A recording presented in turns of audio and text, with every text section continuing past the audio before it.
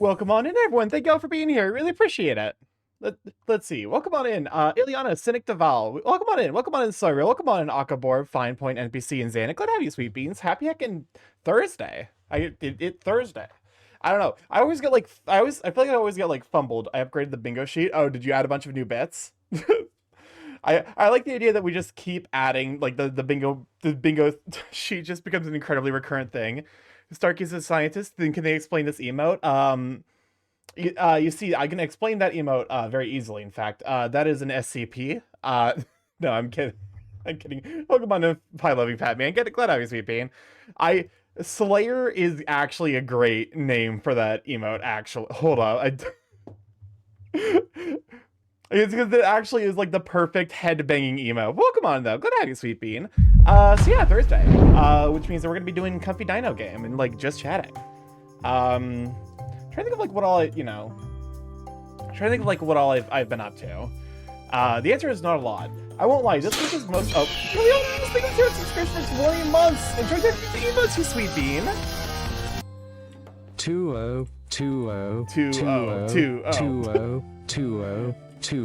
It is kind of wild to me how many people like subscribe in advance, because like I don't know, man.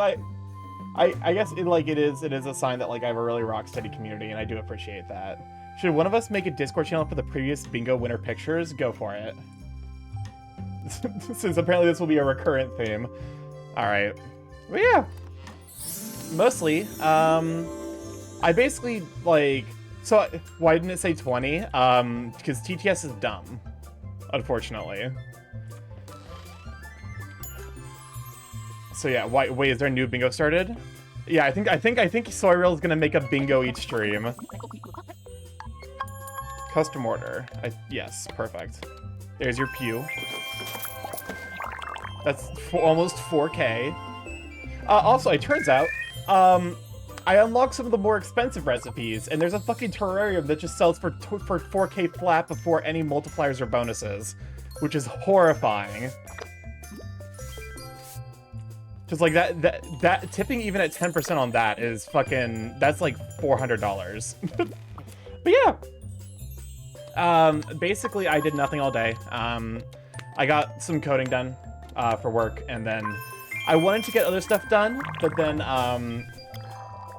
I just, you know, I just got, like, tired. It's been a day.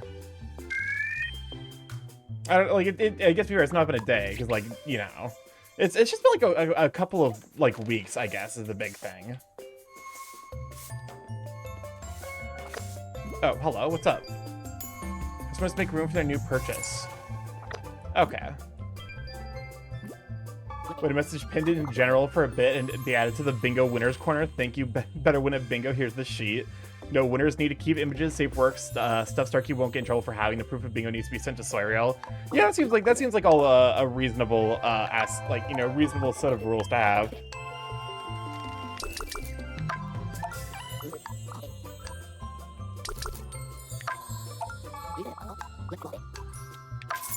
Whatever.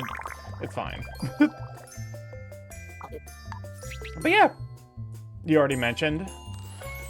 That's fair. The thing is, like, you know, I guess, like, it's, you know, I'm still to some degree, I think, like, in my life, I'm still, like, recovering from, like, the first 3 months of this year just being hot dog shit.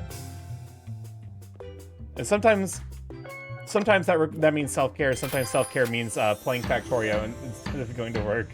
That is a joke. Remove most of the chat-dependent bingo stuff. That's fair.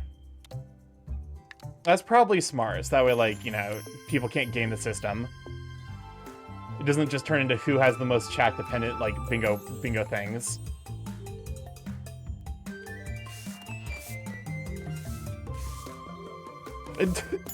I do like the idea of, like, gamifying some aspects of stream. In fact, because I bought Lurker Bait and I need to set it up.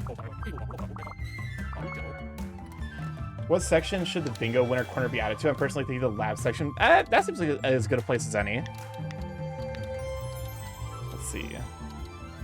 Do I have this clay? One of you definitely has clay in it. This is the thing that's worth fucking 4,000. It's worth way too much. Welcome on, Kasai. Glad to have you, Sweet Bean. So yeah, this weekend is also gonna be mostly resting. I do have plans to visit another friend up in Michigan next weekend, so I gotta get the rest in now while I can. There you go. There's the clay cultivator. No one said this yet. You are loved. You're cared about. I wish to see you thrive. If you want a hug, I'll give you a hug. And I wish you the best luck in everything you do. You're sweet, NBC. Thank you, NBC, for being so sweet.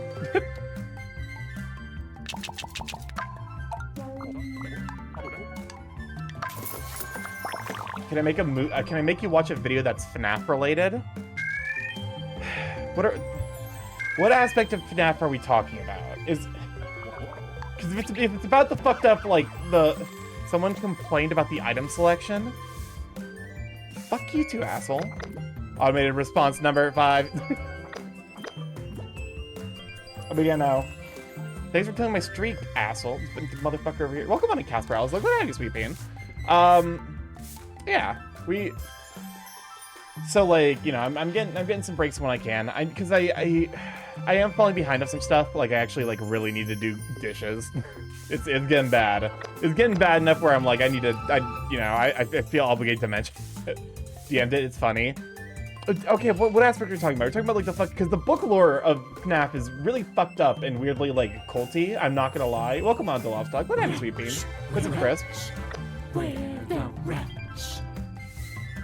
Starky, I've been spending the last hour trying to find a connection in a certain sports thing. Can you tell me that it wasn't a waste of time and it was good research? It wasn't a waste of time and it was good research.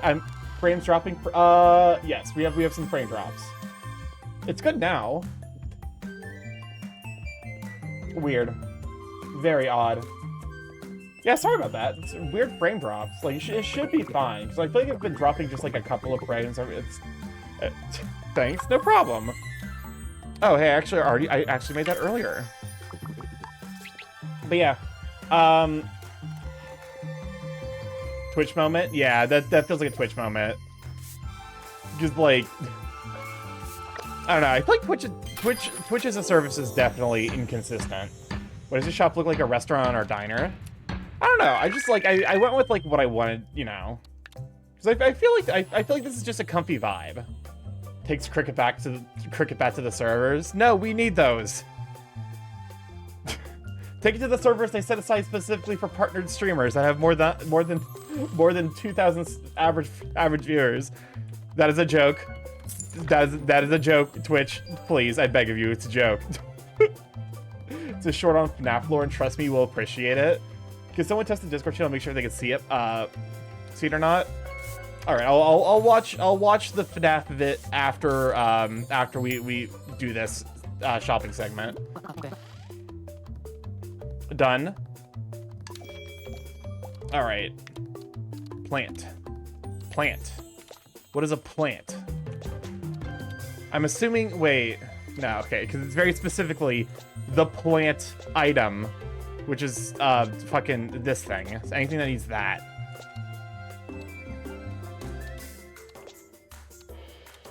I definitely crafted a... Starky gets sidetracked through DM soon. There we go.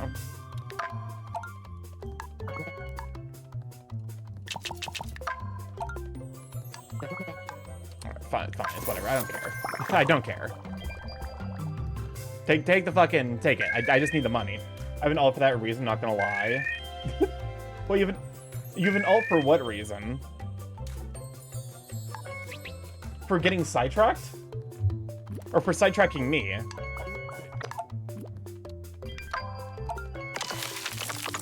Oh, god damn it.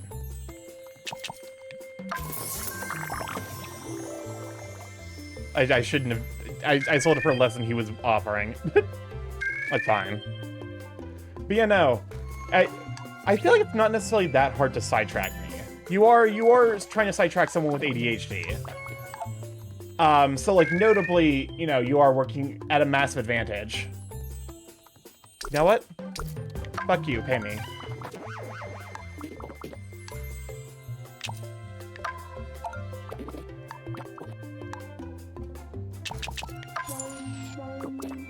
I hate it. Okay, fine. Forgive you, because I need more friendship points. Well, the streak is horribly fucked. I was considering going tonight, but you know, at this point, the streak's already fucked. So, like, there's no reason for me to bother even going in for the extra hour. That's fine. But yeah, I'm just like in a comfy mood. To be fair, I am still very full of Mexican food. I had a meeting at my usual like lunch hour because like I do on Thursdays I do lunch with friends, yeah, like there was a meeting during that normal time, so I was like, well, shit, I guess I have to delay, and we just got. It was very late, but a lot of Mexican food, so I'm you know, I'm like basically like burritoed out of my mind. I'm full of carbohydrates. Carbohydrates, if you will. Chef's items, huh?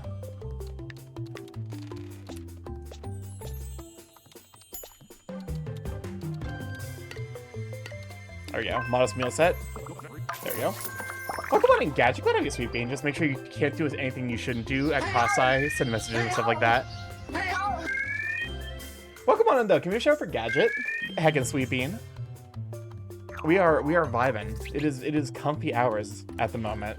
I should probably get like one of the like, you know, that like YouTuber like blanket overlay. Musician stuff, huh? I mean, I definitely have some.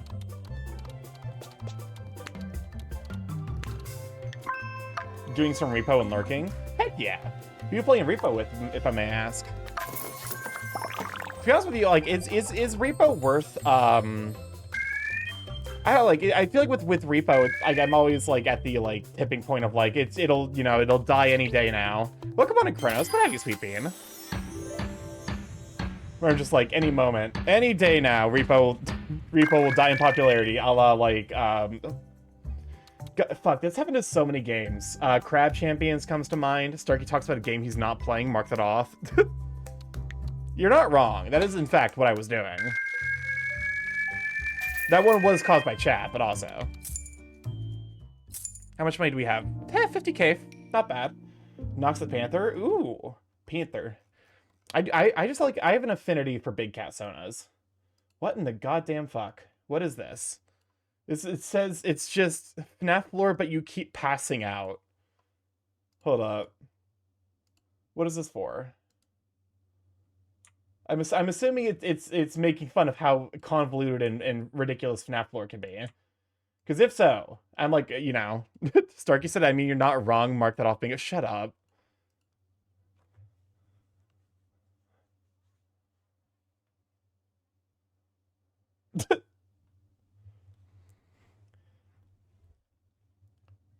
Oh, wait, what is agony?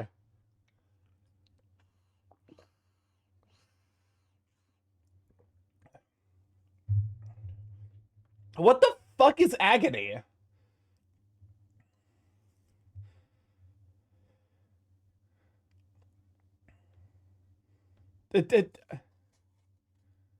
Okay, frail. I saw the frail. I had to give it another run through because I saw frailty. And I'm like, is that another dumb fucking? I think she's stealing the air from your lungs to keep going. I mean, fun fact. There's there is not insignificant parallels between like Remnant as a plot point of Five Nights at Freddy's, Pizzagate, and anti-Semitic blood libel, which is like, that's an actual thing.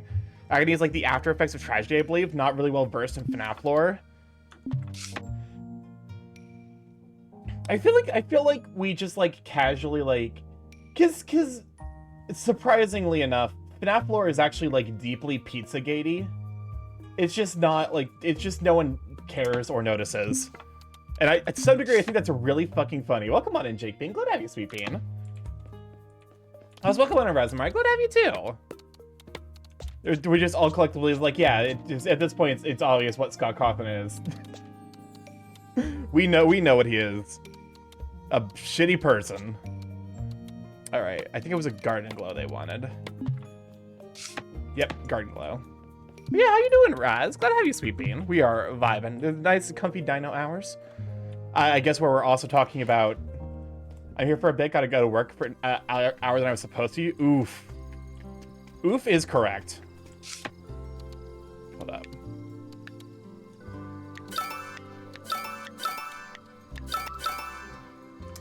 Alright, so I suddenly have a decent amount of that stuff to play with. Alright. Actually, I wrote down... Though I see Tamagotchi Life on Switch so awesome. Oh yeah, that's right, there was a Nintendo Direct today. I won't lie, I preemptively posted about Silksong because, I'm like, no matter what happens, we'll be able to talk about Silksong because either Silksong will be there and it's like, oh my god, Silksong news, or it won't be there and we get to laugh about the fact that there was no Silksong news. Welcome on, Max Zero. Glad to have you, Sweet Bean. Pika Crow, insert Crow jump scare. Wait, Starky said you played Factorio instead of working today. Does that count as Starky talks about his day? I mean, yes. I was talking about my day earlier. I was talking about how, I ate Mexican food, and now I'm very, very full, and I have become Borb. Don't forget Rhythm Heaven. I won't lie, Rhythm Heaven is, low-key the only thing in that Direct that I was excited about.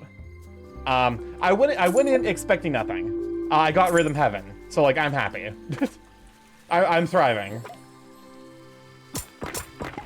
Max is my friend I tell you about. He's also a crow. Welcome on in, fellow crow. Burbs. I'm always about the burb propaganda, so... You are more than welcome to burb it up here. Rhythm Heaven stream when? I mean, I wouldn't necessarily be opposed to playing Rhythm. So the thing with Rhythm Heaven games is that, they are very focus intensive in a way that, because I tried streaming a Dance of Fire and Ice, and it was fun, but it was also, the kind of, game that's, I'm paying more attention to the game than to the chat. I needed more JPEGs and PNGs in Fire Emblem Heroes. I also got banned by SiriBot, another stream for Simulate Innocent Word, but I got banned instantly. The bot got flagged for it. I wasn't expecting much, especially with the Switch 2 trailer next week. I need to play through the Metroid series, is one of the things that I need to do. Because I am excited for Metroid Prime 4. Thing is, I need to finish the rest of the games. I need to play the rest of the Metroid Prime series. Because I got part of the way through 1 and then a decent chunk of the way through 3. Metroid could be fun streams. Who do I go to about bingo? There should be a pinned message. You're pretty sure you have bingo. That'd be Soyreal. But yeah. Also, I'm glad that I like SiriBot, but it is ultimately a bot, so it's not perfect. Lord knows that when Nightbot first joined, it immediately fucking timed out Ilianos for emote spam, and I'm like, it's nothing's happening. Pull it back, Nightbot. I appreciate the enthusiasm, but now don't do it. So he gave his opinion on a piece of media, mark it off for bingo. I mean, yeah. Yeah, no, because I genuinely enjoyed, I sincerely enjoyed what I played of Metroid Prime. I just actually need to play through the entire series. So we need lightstone, clay, stone, plant, mushroom, vegetable, cactus, and snow. I wrote down I wrote down a grocery list of shit I need. Oh, but yeah. So I think those are the only two things that I was super excited about. Was Rhythm Heaven, and then I guess that was the only thing I was super excited about, and then there was the news of what's it called? Metroid Other M, or not Other M. You can skip Other M. It's the worst. Wait, is Other M part of the Metroid Prime series? By the way, here's a question. Would you press the button if it eliminated every virus on the planet Earth? No. Hold a message for the reason smart detection. Your Discord... Discord got caught by a Twitch automod, which is really fucking funny. Because it genuinely is, that has been a recurrent issue, but also... Yeah, it gave me a mini heart attack because that would be the first time I got technically banned, so I thought I did something wrong, but turned out good, and the streamer gave it a bad bot.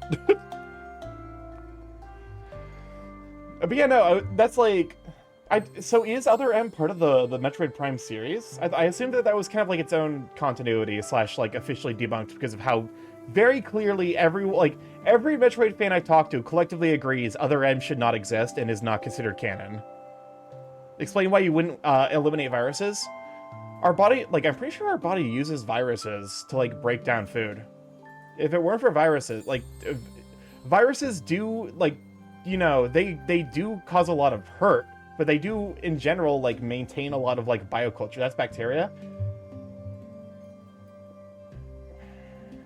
Then I'll be honest with you, I don't necessarily know the like a trophic cascade effect of removing viruses. He's Starky on my morph till I bored. Welcome on to Mad Hatter. Glad to have you, Sweet Bean. Shop friend, Barnabas. Many pleasures to see you. What has happened to my wooden space? Azra, space travel might be a long way off yet. And who knows how long it will take to repair your ship. Of course, Stark and I will help you with whatever you need. But until then, I thought you could do with your own research post, so to speak. I mean, straight up non-living viruses. Doesn't even qualify as an organism. Do we have a bingo? Excellent. Bingo achieved. But yeah, no, like, because, like, I assume viruses do something. Do they? Hold up. Let me positive effects of viruses. Let me see. There's one here from Harvard Medicine. The good viruses do the surprising and beneficial contributions that viruses bring to life. Already, that was fast. I mean, to be fair, it is specifically tailored to my stream. Experimenting with oh yeah, that's right, because we can also make viruses do shit now. Like with bioengineering, we can literally like make viruses do whatever we want. If memory serves, like they've created viruses that like turn milk into you know, like, here's my thoughts. Like, was it bacteria or a virus? I can't fucking remember. I think it might have been a bacteria. It was yeast. It was yeast where they turned milk into spider webs. I'll be honest with you, biomedical engineering is fucking weird. It's some weird shit. Rats. What's up, Chris? Where the rats? Should I reward second place somehow? Or up the stakes for second place, like 3 lines? I mean, the question is, what would the reward be for second place? If you eliminated all viruses, then what would happen when we go to another planet? I mean, at that point, we would just fucking die. We would arrive at another planet and then immediately perish. A la, like, the water from the Happening? Is that the one with where the aliens are allergic to water? Well, come on up, Badumtish. Good to have you, Sweet Bean. But until then, I thought you could do with your own research post, so to speak. This here is a telescope. We'll let you see beyond the edge of our atmosphere to the beautiful stars in the sky. This is not how light works? This is also War of the Worlds. Wait, are the aliens allergic to water in War of the Worlds? I've never read that. I won't lie. I'm kind of actually like a sci-fi poser. I tried to read The Foundation. The thing that they don't tell you about The Foundation is that it is boring as fuck. It sucks. It sucks a lot. I got lucky and had Starky talks about his day twice in a line. They died to disease in the War of the Worlds. And Don't Look Up, except that one is much stupider on the human side. But yeah, no, like, The Foundation, like, because Isaac Asimov is like a very like historied writer. Like he's the founder of a lot of sci-fi concepts. And his work is fascinating. The problem is he did not know how to write characters. Every character, like, okay, because like I try my hand at writing a little bit. I might go back into it when I start doing some comic work. It was M. Night Shyamalan Science. That's the one. Like I might go back into doing a little bit of writing when I start doing like comic work, because I want to make like a comic of like, because like I had the idea for like the fire and ice birds and their boyfriends. I would turn that into a comic. It's really hard to write a believable himbo, like someone who's stupid, but in a way that like feels genuine. Because new planet with new diseases the aliens we're not used to. Yeah. Destroys Earth through sheer negligence, flies off the habitable planet, gets eaten immediately by alien dinos by stupidly getting close to them, thus any humanity. You may have a bingo, but you can still play while there's no prize outside of a full blackout bingo sheet, where if you're first person to do so, you'll get your image in the bingo's winner quarter, but it'll be pinned in general. You can still play for fun. Welcome on in, Chaos. Good to have you, sweet man. But yeah, no. Isaac Asimov, a very, very fascinating writer, does not know how to write people in a way that's, like, compelling. So, like, it basically... It was like reading a hypothetical textbook. A little bit. What's up? Oh, no. No, not the waffle. Hola. Welcome on in. Glad to have you, sweet bean. I hope one day you reach them. Oh, Barnabas. Fear not. Aspra is yes, okay, sad, but about being unable to return home yet. But you have delivered to I the discovery of a lifespan. Building a talk box to contact home will be much easier than repairing my ship. Once I report back, my mission continues on. Today, Isle of Amber. Tomorrow, Moon of Amber. I love how you can see my Steam name in the corner of the image. Yeah. To be fair, I still need to fix stream chat. What is that? Yeah. Okay. So like that is that a Carl Glorp? Glorp. That's the only water I'll drink for the day, most likely. Water or die. All right, hydrating. I would say Barnaby is my favorite character. So small and cute. I've been very vocal about who's my favorites, which are Axel, Chester, and 80. I would smooch all three of them for being cute and adorable. And goofy. Die, you missed it. Oh, another hydrate. Another hydrate. More water. Please do not drown the burp. No drowning the burp today. That's it. You know, I used to have that on a cooldown, and I removed the cooldown because I was being used to... Man, thank you for the tier 1 subscription for 10 months. Enjoy the FBD emotes, you sweet bean. I mean, you have an 80 HUD coming eventually? I do. I need to figure out where that is, actually. You make a very compelling point. Because I don't think I've gotten any updates about that. And that's, like, kind of a problem. Listen, Chris. Rich, thank you for 22 months. Enjoy the FBD emotes, you sweet bean. Turns out he has ADHD. That is a joke of all time. Welcome on in though. Thank you so much, Mad Hatter and Rich, for the subscriptions. Enjoy the emotes. Alright. Once I report back, my mission continues on. Today, Isle of Amber. Tomorrow, Moon of Amber. Always the optimist. That's from my chum. You are so much kind for all of your hard work. Work hard, Starky. I hope one day we can travel the stars together. I love it. I love her so much. Master's adorable. Speaking of drinking water, do y'all remember Camp Laszlo's diaper fetish episode? Because I have to be reminded of that. Y'all have to suffer too. I'll be honest with you, I don't. Which is a sign, I think a sign that my brain is actually doing its job in protecting me. No, Drow the Crow, that we just met. But you know, I actually sincerely do not remember what you're talking about, and I do not want to. I have no interest in remembering, but thank you for informing me. I'm just like, it's just like, he does not know. But grant him mercy, for he does not know. Huh. Wait, Amber is money? Starky, this island is pretty much called the Amber of USD. You're not wrong. That is kind of what it do be being called. No, I don't remember that, but I do remember several cartoons with thinly veiled kinks put into them. Yeah. The question in my mind is always, were they put into a cartoon because they were someone's kink, or are they a kink because we were raised on cartoons and that inspired our kinks? A reviewer said it was so bad it would make Totally Spies blush. I'll be honest with you, I do not remember this episode at all, and to be honest with you, I'm really grateful. This is like the first time my memory failing has been like an adjunct positive in my life. Because ABDL, it makes me profoundly uncomfortable. I'm you know, if you're into it, that's great. Do not bring it into any space that I'm a part of, because I will react negatively. I think I think we can say Totally Spies is 100% not thinly veiled. Hold up, what? But why is the invisible wall fake? I don't know.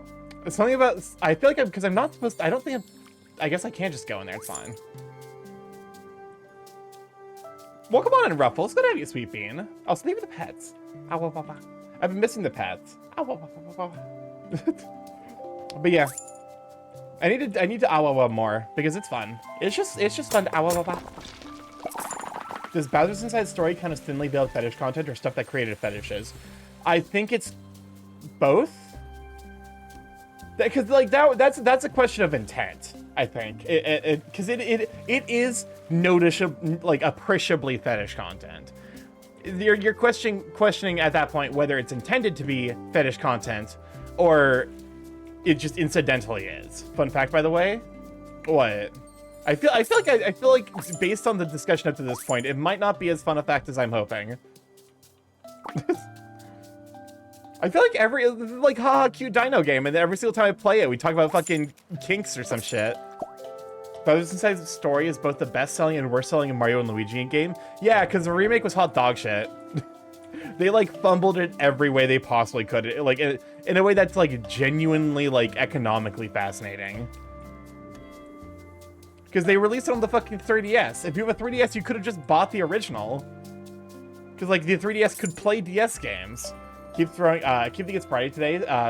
So it being Thursday keeps throwing me off. I mean, okay, so that is a good point. I think I should mention. I will not be streaming tomorrow because I will be supporting Radical Mari because she has a thing that she's doing tomorrow, and it's a thing she's put a lot of work in. So I'm gonna be there. I'm gonna like share it with y'all so that way you guys can be there. Because she has grabbed a couple of her voice actor friends, and they're gonna be playing through with mouthwashing.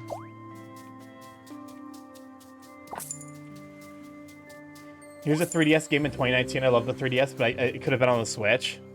It might have done okay on the Switch, but to be fair, it also like apparently like the decisions they made to upgrade it were like all very questionable at best.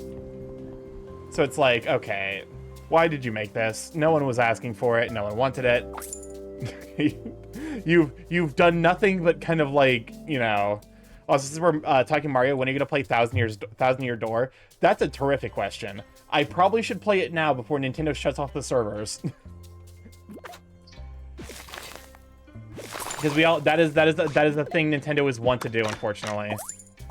I guess to be fair, they're gonna support the Switch for at least a little bit after the Switch 2 is out. And Partners in Time be forgotten. The only reason I know Partners in Time exists is because there's an Easter egg in Bowser's Inside Story that refers to it. You know, Camp Lazlo is honestly a lot weirder in hindsight. I could not tell you what a single episode of Camp Lazlo is about. Oh, come on, Amber. It's good to have you, Sweet Bean. Like, I remember watching it as a kid. I could not tell you a single plot point of Camp Lazlo. And in retrospect, it was basically like Cartoon Network SpongeBob. They really tried to make SpongeBob again. It wasn't. It's a bit of a tough boss fight. Yeah, it's definitely like, because it's kind of like out of the place. Or like out of place. So I was like, what the fuck? Because like I discovered on my second playthrough of the game. Hoo-wee! I've been searching for a full hour and I haven't found a single plant previously thought to be extinct. Maybe Bonnie ain't my life's calling. Sorry, I'm Clover. Just Clover for now. I'm a student visiting for a paper I'm writing. Oh, I couldn't choose a major, so I'm studying biology, chemistry, physics, psychology, law. I'm just trying to figure my purpose in life. Maybe pick out a SAR name. Y'all know that? Y'all know what I mean? There we go. What's up, Crisp? Wait, I thought of a game with an equally bad release date. Fun fact, Frakia 776, a SNES game, came out in 1999, as a sort of special promotion, until 2001, BTW the game is Japan exclusive. Yeah, that's definitely not a good time to be releasing a game on the SNES. Welcome on in, Roger. What did you sweet bean? Give a shout for Roger. There is another game that noticeably was kind of like fucked by a horrible release timing. And if you are Legend of Zelda fans, you already know, just by me mentioning Legend of Zelda, Minish Cap deserved better than it got. Low-key, Minish Cap, like, actually, like, it's not the best Zelda game, but I think it's probably the best mobile Zelda game until we got, like, Tears of the Kingdom and Breath of the Wild. Like, it was low-key the best Zelda game that we had seen, like, that was on, like, a, mobile console, up until the Switch.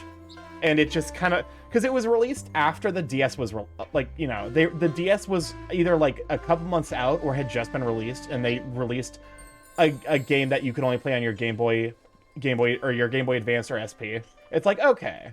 And, like, I played it at the time, and I always thought it was really good, and I've played it again since then. And it's really, really good, except for... Oh, Matt Hannon! Thank you! Oh my god, thank you for the 5 gift subs, you sweet bean! Hi, Starky. Welcome on in, Roger. Oh, thank you for the gift subs of the Side Lord, Lieutenant Aiku, Inferno Flames, Jade Spear, and Monkey Kensu! Enjoying the ad review that's you sweet bean. Oh, that's right. Twitch is doing the, like, they're doing the, like, decreased ad cost, or decreased gift subs thing, which, like, it's... I really appreciate it, because, like, for me, I do Twitch exclusively as a social thing, but, like, it is nice to make a little bit of money off of it. But it's never the primary reason that I do any of this. But yeah, thank you so much, you sweet bee. Get supported, nerd. Listen, I am but a gentle borb. I try not but to entertain y'all and provide a space where everyone can just hang out and be comfy. But yeah. Thank you again for the 5 bomb, you sweet bean. But yeah, like, Minish Cap, I think, is like... Okay. Minish Cap, I think, commits the greatest sin of any Zelda game. It's grindy as shit. Specifically to 100%. Main story, it's whatever. Like, you can probably finish it out in, like, 2 hours, because it's a mobile. It's like, it was for the Game Boy Advance. They don't have the memory to, like, actually support, like, a super long game. But the 100% the game, you have to collect every single fucking statue, which requires grinding 4,000 of the goddamn secondary currency they have. Like, it's like, I think you need, like 100,000 of, like, the currency in order to, like, guarantee yourself, like completing the collection. Which is just fucking nonsense for me, by the way. Like, that's wild. That is a wild thing to require. Because, like, at some point, it's like, basically you can pay more to, like, increase likelihood you get a new statue. And at some point, it like, because you're either mashing A forever, or you're grinding up a fuck ton of things in order to guarantee. Thoughts on Wind Waker? People getting so much hate, and now a lot of people are talking about not liking Twilight Princess. Wait, people are saying Wind Waker... Okay. The only complaint I ever heard about Wind Waker is that the ocean was kind of boring. Which, like, reasonable, but also that's like, you can't really remove it without removing the sense of adventure that comes with it. And Twilight Princess, they did when it came out. Of course they did. It's the Pokemon thing where everyone complains. Fucking... I remember when Papa first started streaming. Papa started streaming like 3 years ago. He was like, I hate Pokemon Black and White Pokemon design. Hate him. Terrible. Awful. And then, like, literally, like, sometime last month he was like, I actually don't hate the Pokemon Black and White. It was... it was really fucking funny. Oh, because the art style? That's just, like... I low-key, I think that's people who are, like... That's... I almost wonder if that's, like, propaganda from the people... Because you have to remember, it was the GameCube. And the GameCube notably did not have nearly as much computational power as the Xbox 360 and the PS3, or the PS2, which was what it was competing against. So, like, you're starting on the back foot. I think of, like, games from its era, Wind Waker's graphics have aged beautifully. Because, like, okay, let's take a look at fucking, like, okay, when was Wind Waker released? The GameCube was the strongest at the time it came out? Wait, really? Okay, this was released in... Wait, Wind Waker was 2002? Oh, it was released 2003 in North America. But, like, because if you compare Wind Waker to, like... Wait, has it been 10 minutes? I mean, probably. If you compare Wind Waker to, like... I mean, when did Killzone come out? The original Killzone. Because I was lurking in Kaizi's chat while he was playing it. The original Killzone came out on the PlayStation 2 in 2004 in PAL. And Killzone 1 nowadays looks like utter dog shit. It looks so fucking bad. But Luigi, like, it looked, you know? I think Wind Waker still looks great. The fans saw a realistic art demo and got put off by the cartoony Zelda. That's one of those, like, visual appeal things where it's like, you're never gonna make everyone happy. Nintendo the GameCube, let's do everything differently. Luigi game, Mario in a realistic setting, cartoonish Zelda. If so, side tangent and Starky ignores the game for 10 minutes, both can be marked off the bingo sheet. But no, it's like, it's that, I need to at some point go back and play, what was it, Twilight Princess?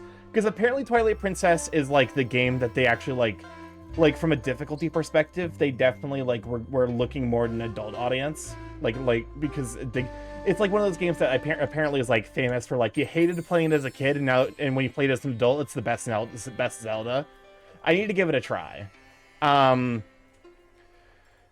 Which, like, that's, you know, I need to give it another chance. I love how the GameCube was like, look guys, we gotta handle, like, unironically. Like, because I've genuinely heard that, like, Twilight Princess is, like, one of the best Zelda games, but it just is hard to play as a kid. Because I remember playing Twilight Princess on the fucking, on the Wii. And I remember exactly, like, I have a fucking foundational memory of this. I know exactly where I stopped. Rats. What's up, Chris? Where the rats? What's up? Shoutouts to my boy Twilight Princess for having the most dog water situational items you will use 3 times or less outside of their dungeon of origin. I actually had a bigger issue with Twilight Princess. Whoever designed the escort mission in Twilight Princess needs extended educational extended education on why that was a fucking awful idea. I hate so much the fucking... It literally is like the reason I stopped playing Twilight Princess. Is the goddamn section where you have to keep the fucking carriage alive. And, like, the entire time you're having to, like, balance things shooting at the carriage with it catching on fire, and they keep throwing explosives at it to fuck up its path, so you're just trapped in an infinite circle of hell. Fuck that section. Fuck that section. Fuck that section. If you can't tell, that's like one of those things that's carried over. And, like, I stopped at the first wolf section. It has, like, maybe one of the single worst designed. Like, I find it astounding how bad the design on the fucking bodyguard quest was. And, like, that's core gameplay. You cannot progress the game until you do that. And, like, you don't have, like, your tools are literally bow and arrow, and then you have to fucking use the boomerang to prevent the carriage from burning to death. Those are the only 2 things you have.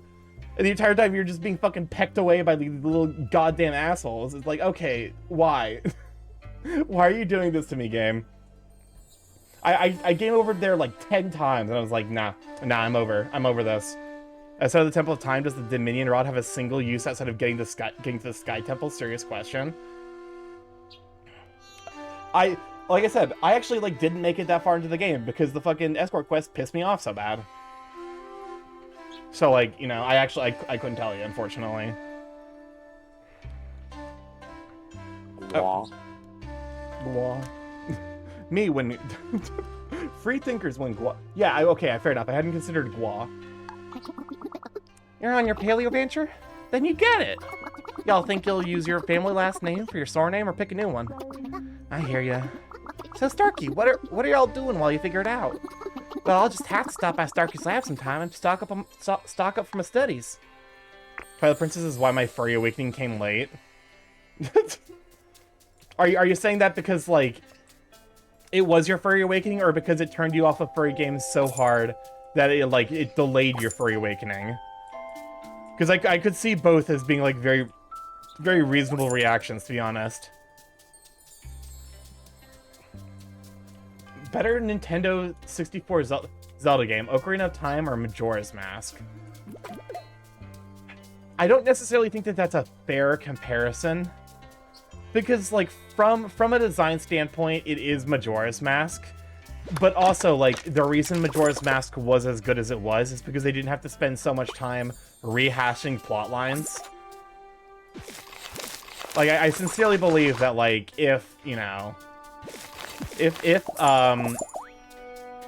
Like, you know, if every Zelda game got, like, a sequel, it would be, like, the universally accepted truth that, like, the new engine is the first Zelda game, and it's fine. It's like the generic Zelda story. And the second game, everyone would universally agree is like, okay, the second game of that like duology is like where the actual like good gameplay starts, because they, you know, they suddenly don't have to pour a ton of resources into making new assets.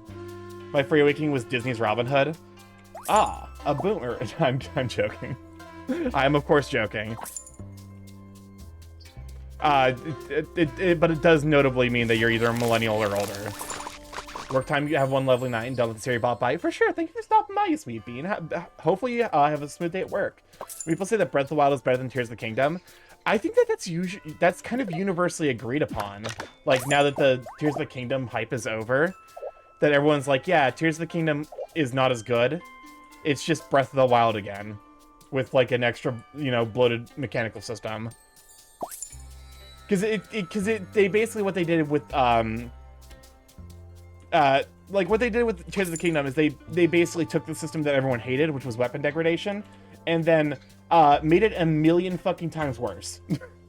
Which I would argue is not a good way to design a system.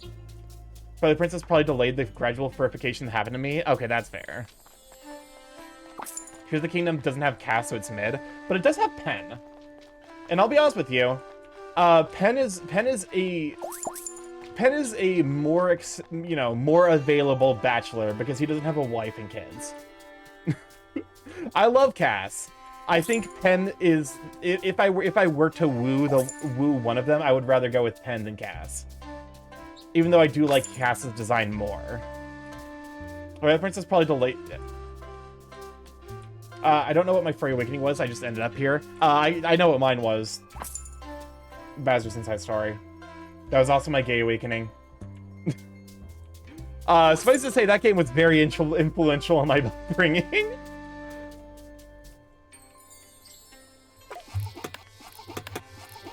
Like, it was my Free Awakening and definitely my Gay Awakening, like...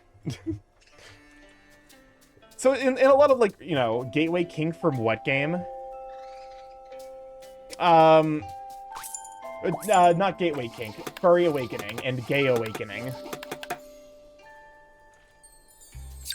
Although, you know, it is Bowser's Inside Story, so it does have a lot of gateway kinks. It is a gateway to many a kink.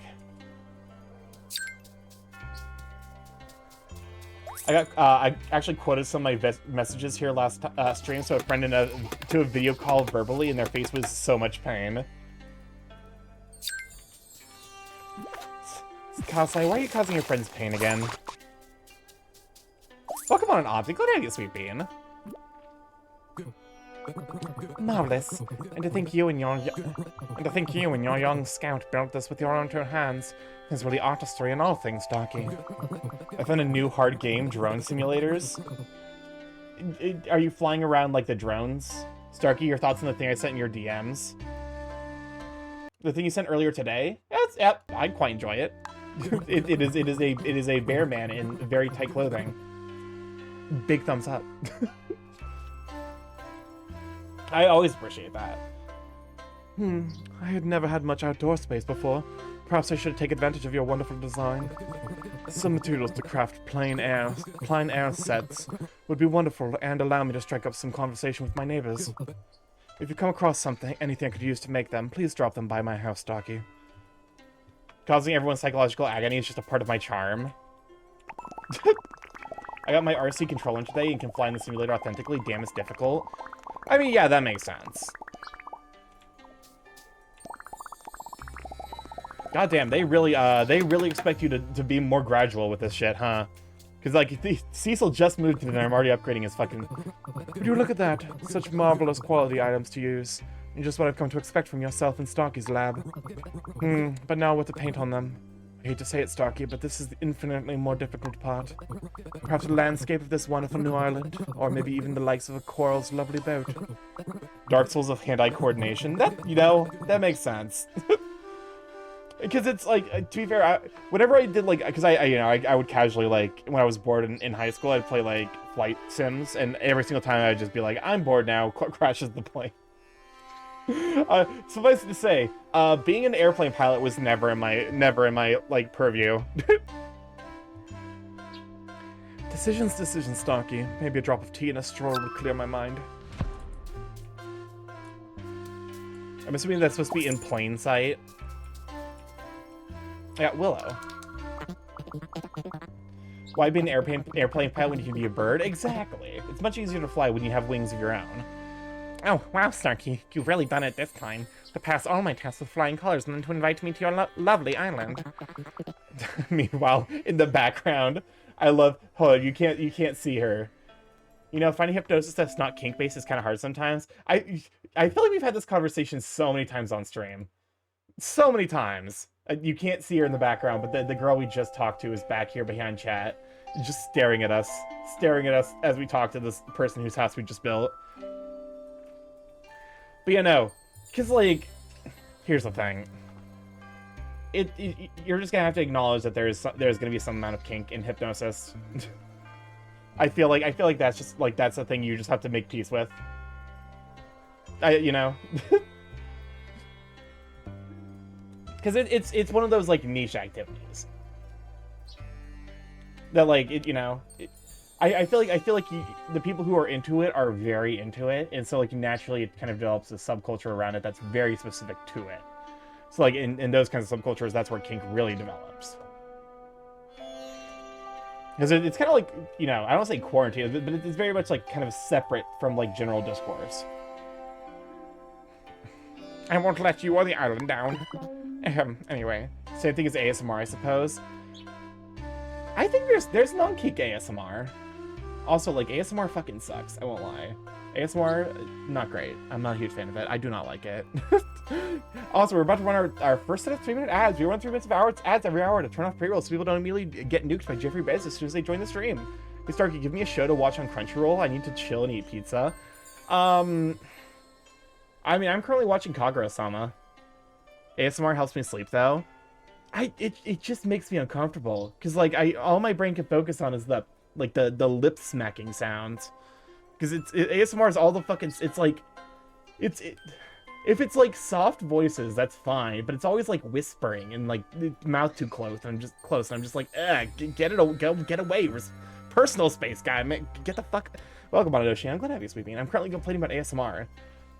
That's not necessarily surprising though.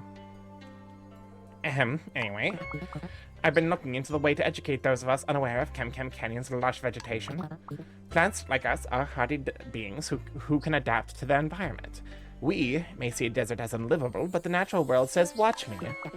Anywho, if you come across and find a specimen on your travel, I'd be more than happy to take them off your claws. So you're wanting plants. Cactus? Here's your cactus. I've gotten weird spine tingles from ASMR before. I believe that's the intended effect of ASMR, and it does not... I'm rewatching Furin again so I can feel something. Jesus, that's a line. I believe that's the intended effect of ASMR. And I believe that's what ASMR is named after. It's like the meridian response or whatever. But I also believe the meridian response also has some connection with like the climax response. I'm not necessarily super sure. I know there's like something where they specifically named it to avoid referencing something sexual, and in doing so they accidentally named it after something sexual. Hold up, because it's something meridian response. If I just look up ASMR, I don't want YouTube. Give me fucking... Hold up. Give me Wikipedia. Autonomous sensory meridian response. Yeah, let me look up meridian response real quick. Okay, so when I look up fucking... When I look up meridian response, it just gives me ASMR. Gee, thanks. I sure do love words that have meanings. It's just like, okay, it's like the ASMR response is just bullshit. Yeah, the person naming it doesn't know what it means. Yeah, it's like I'm pretty sure. I feel like at some point you just need. It's kind of like oh, what's the one? Wi-Fi. Wi-Fi doesn't actually mean anything. It's not short for like wireless wireless connection or whatever. It sounds sciencey, so they called it Wi-Fi. Which is why the proper terms are like LAN, WAN, you know, PAN. Because there's like wide area network, local area network, personal area network. So if you're pansexual, wireless internet, yeah, that's not what Wi-Fi means. It means nothing. The guy who came up with the naming convention for Wi-Fi acknowledged that Wi-Fi means nothing. Oh god, you just reminded me of a fucking... Wi-Fi is easier to say than LAN. You're not wrong. You reminded me of a fucking... Okay. There was a job posting, a job posting that I was like, okay. You know, like, they reached out to me. And they're like, yeah, we're working on a new technology that's like Bluetooth, but even more efficient. And I'm like... Okay. They were describing to me, like, all of the cool things it could do. And I was like, that sounds cool. And they're like, are you excited? And I'm like, I mean, I'm going to be practical about it and say that there's probably design issues that you're going to have to deal with. Because I literally am a fucking, like, software engineer. I recognize, like, I literally approach it from an engineering standpoint of, like, doing risk analysis, you know, like, risk analysis, like, in my head about stuff like that. So I have to acknowledge the possibility that, like, the technology that you think you've created isn't actually that effective. But it's like, I think that response immediately was like, okay, bye. I just never heard from them again. And I'm like, it's giving scam. Maybe that's just me though. Maybe, who knows, maybe we'll get Bluetooth but even better soon and I'll be the fool for not having taken the job.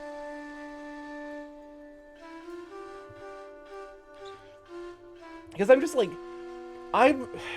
the last couple of years have taught me that we can't... I'm gonna rewatch ReZero again so I can feel something good. Jesus. Hey kids, can you lighten up a little bit? I don't have the smoker's voice to do a proper Marge voice. Hey kids, can you lighten up a little bit? The bluer toother. But it's like... there's so much bullshit around the tech sector right now. Because the tech sector... Okay. Of the many, many massive bubbles that compose our bullshit economy, the biggest bubble is tech. The biggest one, easily. Because there's so many promises that, like, they promise the world, and then as soon as, like, they are asked to deliver, oh, it's a lot harder than we thought. So it's like, I'm very apprehensive about the idea of, like, oh yeah, we developed this new technology because, fun fact, the fucking most recent major technological advancement done by any corporation is blue LEDs from the fucking 1970s. The tech sector right now, yeah, it's a little bit like, because here's the thing. Every major technological advancement has happened at colleges that have, like, government backing. The AI bubble right now, it's not even just AI. Every tech company is massively overvalued. Nvidia, Apple, Microsoft, they're all so fucking overvalued. Like, it's not even remotely funny. Because they're all like, oh yeah, with the proper resources, we can make something new and better. Except they don't take risks. They don't take risks to actually research and develop ideas. Because that's always been the task of, like, colleges, like, you know, community colleges or, like, you know, research colleges where they don't have to fucking answer to shareholders. So no, there will be no major tech developments for at least another decade until the entire global economy crashes. Anyways, this has been my fucking soapbox about how we're all doomed. They're valued on potential. Exactly. They're valued on potential, but they actually don't have any potential because they can't afford to spend the appropriate amount of money doing the research they need to do. It's like, yeah, we could solve, like, self-driving cars. We could, like, you know, develop, like, hard light holograms. You won't, because you're not putting the funds into the research you need. But you could.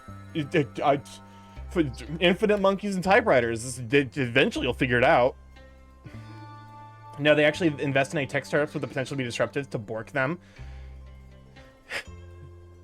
The funny thing is, it's not, like, that's not necessarily, like, that doesn't even work. That doesn't even work anymore. Because literally, the tech startups now just market themselves as being disruptive. Not because they have a product they want to make, but because they want to be bought out. We are at a stage where it is more economically viable to lie, say you can do something, and then never deliver, and sell people just make a bunch of bag holders, than it is to actually make a thing. I'm gonna sing the Doom song. I mean, to be fair, we have probably 4 or 5 years before the global... Yeah, I'm being generous. It's probably 2 years. 2 years, the global economy will crash. Every company that isn't actively making a thing will completely detonate, and then we'll have to pick up the pieces again. Yay for living through my... Shoot, is this my third or my fourth? Is this my third or my fourth major global economic meltdown? 2008, the COVID pandemic, the upcoming one. When was the dot-com bubble? That was 1999, right? So technically I would have lived through that. So my fourth major economic disaster. Yep, we are circling the toilet as we speak. Legit, we have 5 companies taking notes from EA. Yeah. So basically what I'm saying is if you have any investments in the stock market right now, don't have investments in the stock market. Not worth it. This is not economic advice. Rats. What's up, Chris? Where the rats? Dang it, Bobby. If I've told you once, I've told you 100 times. I sell prostate and prostate accessories.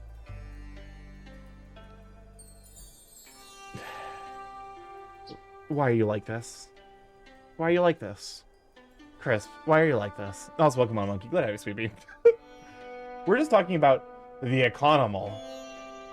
Step 1, make something disruptive. Step 2, get bought out. Step 3, use your money to make something actually disruptive and never go public. Yeah. There's a reason that, a gig economy is inherently exploitative. Sincerely, it is not worth... As someone who uses DoorDash, I recognize that, it's got problems. It's literally not worth it for anyone to be doing DoorDash or, Uber or, Venmo or whatever the fuck... Verbo. It's not worth it. It's not worth it to use those fucking products. How do we unreverse poop the stocks? That's the good part. We don't. I mean, to be fair, I have a relatively stable employment right now, and I don't have any money in the stock market, and I actively have debts from being a student. So if the economy crashes, I'm fine. Use the billionaires to kill the market. For anyone who's still doing bingo, we got Starky ignores the game for over 10 minutes while on the tangent. And also, if Starky complains about capitalism... But no, I've literally because I'm currently employed with the government at a position that needs it's not going anywhere, at least in the next year. I've made no progress towards having a savings because I literally just don't make enough money to do that. If the economy crashed, I don't give a fuck. I mean this sincerely. If every single stock went to zero, my life would not be meaningfully impacted. Government job, you say? State level, luckily, not federal. I think Monkey would be a valid bingo squared. It doesn't need to be elaborated in anymore. Fair enough, actually. But yeah. Which I wonder if that's why it's harder for me to... Canadians look at my current job and local government, they're like, so no emails? Yeah, I haven't gotten any of those emails. To be fair, I'm not even, because technically I'm not even hired by the state. I'm not even hired by the state. I work contract for the state. So I'm hired by another company and the state pays them and then I get payment from that company. So it's beg for your job from the AI. I'll be honest with you. I actually okay. So genuine suggestion. If any of you have a working distro of Microsoft 7, Windows 7, that actually might be worth a fuck ton of money in the coming years. Rats. What's up, Chris? Also, welcome on Elijah. Glad to have you, Sweet Bean. The rat, where the rat is me crisp here. This message from StarkyMorph. He is one of fav streaming ever. He make my day is better from watching stream and my sleep better from the stream. He is the best streamer and best guy. I'm just a bird, man. But you know, like old tech and software that is like Windows XP, I think is like actually going to massively shoot up in value, because it's just, you know, all of our current forms of software are being fucked up by AI programmers. Like, massive. The biggest air quotes I can manage. Programmers. Air quotes. Fucking dipshits. I'm sorry, I'm like, it's like actually, one of my friends told me about vibe coders, where they code based off of vibes and AI, and I'm like, okay, cool, good to know that in fucking like a decade I have to work on some legacy code that's got dipshit written all over it. What an achievement, Starky. Congratulations on working on that legacy code that's got dipshit written. You would not believe how many interns back in the botany department would be sent out for samples only to return with some poor massacred thing in their arms. Welcome on, Death Nation. What have you, Sweet Bean? Well, I'm pleased to see you've taken far more care than our tragic, supposedly academic counterparts. Now that you've kindly done the busy work for me, I'll finally be able to start sharing all our wonderful finds with the whole world, whole island. Thank you again. All right. The game really does not expect you to, like, completely clear out a section before inviting people. My boutique has really blossomed since you helped me out, but I can't help but notice business is waning. You see, my research has so preoccupied me that I've had no time to expand my stock to anything beyond our very basics. Where is one meant to find the time to travel when there's just so much to do? You seem to travel all over this island, Starky. You wouldn't by any chance be able to bring me some flowers back? I'll use one of everything you find, and I can grow a whole garden's worth of goods. That's the true power of paleofolk working in tandem with nature. She gives us seeds, and we turn it into a garden. Oh, hey. You know, being able to develop AI to this level of stupidity is low-key amazing progress, because stupidity is very hard to program. Don't know why companies like that, though. Okay. To explain why AI is the way that it is. It is currently trained on massive swaths of shit from the internet. The internet in the current political world, where people can't agree on basic facts and just lie to each other. AI was never gonna work. It was never gonna work, it was never gonna be accurate. No one gives a shit. Every single person, like, it's very clear consumers do not care about AI, and in fact, I consider it an active detriment to any product I use. Look at all these pretty flowers you just got, just for me! I mean, for science, of course. There's a stunning amount of variance in our island for how small it is. There are entire continents that only have a handful of environments within their borders, yet somehow Amber Isle has incredibly varied biomes. Very interesting indeed. Thank you for all your help once again, Starky. I'll not tell you what the flowers are saying about you behind your back. Oh goodness no, I'm a grizzled veteran, and even still I find myself blushing. Excuse me? The fuck are the flowers saying behind my back? the flower in the background. Yo, this bitch gay. I'm here for the fun. Welcome on in still. Glad to have you, Sweet Bean. I'm here from the final Switch One Direct, and we're getting Rhythm Heaven and Tomodachi Life 2. I'm really excited about Rhythm Heaven. I didn't play Tomodachi Life 1. I'm surprised how many people were excited about that. AI should never be used in a professional manner. God, I just love tantalizing teeth. Or what's the Willy Wonka experience thing? Sweet teats, that's what it was. Sweet. Remember Earth-chan? I remember COVID-chan. The internet was a horrible, fucked up idea. But you know, should I do like a fucking Tomodachi Life 2, but with like furry VTubers? Would that be like a fun? Oh, okay. Well, I guess we're Bourbon. We do be the Bourbon now. I actually got like fucking jump scared because the voice changer turned on, played the sound effect. I was like, what the fuck? Anyways, we speak. What if I just hold it out? Great. Glad to immediately start that off with a voice crack. Anyways, this board was basically over. You know. So I have come. So shall I go? Anyways. Well, this is certainly a new adventure for me, I must say, Starky. I've wondered my whole existence. To think my heart has called for a permanent home is... Well, it's unexpected, Starky. Chat GPT Chan Wen. You know some fucking miserable dipshit on the internet's already generated that shit. Like, no. The only people who would waifu that are fucking, like, literal degenerates. It's fine though. We don't have to consider the worst parts of humanity. We can just let them suck in the corner. Nevertheless, it's imperative that I follow this course with the utmost conviction. New adventures can take many forms. However, it simply wouldn't do to take this as a respite. Perhaps I can bring my soaring practices to the island? Oh, it appears I haven't explained what soaring actually is, have I? Soaring is a meditative practice where one imagines himself flying over an island not unlike Amber Isle. What your mind's eye shows you as you traverse overhead is supposedly an anxiety, preoccupation, or a heart's desire that lays deep within the shadow of our spirits. It is a helpful practice, but a bit difficult to begin. Thus, would you mind procuring me some goods to help set up a soaring stall from which I can offer my guidance to the island? I mean, probably. Yeah, I have that. And I got that. I'm just like meaningfully...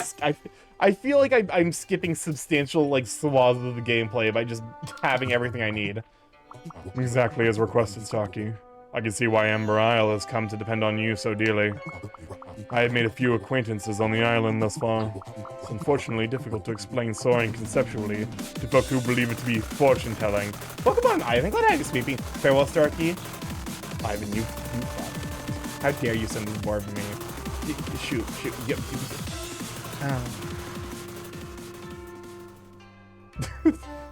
Can you just shout out for Ivan Art? Heckin' super sweet bean, amazing artist, especially like the big boys. I need to invite you on at some point. That'll probably be around the time I actually like get the fucking Danganronpa 2 stream set up with March, because you mentioned that Mondays tend to be better for you. But yeah, welcome on in. Ooh, you're playing Monster Hunter Wilds. Hopefully that's fun. I've never played. I played like an hour of a Monster Hunter. It was the one on the 3DS, and it scared the fuck out of me.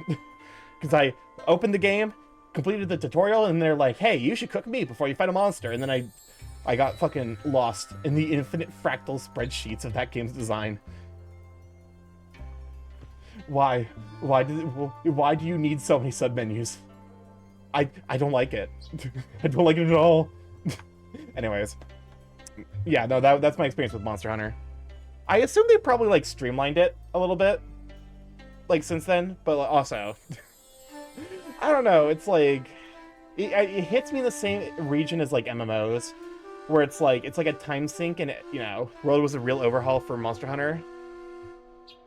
It's like, I feel like it's a huge time sink, and also... It's... I feel like I'm, like...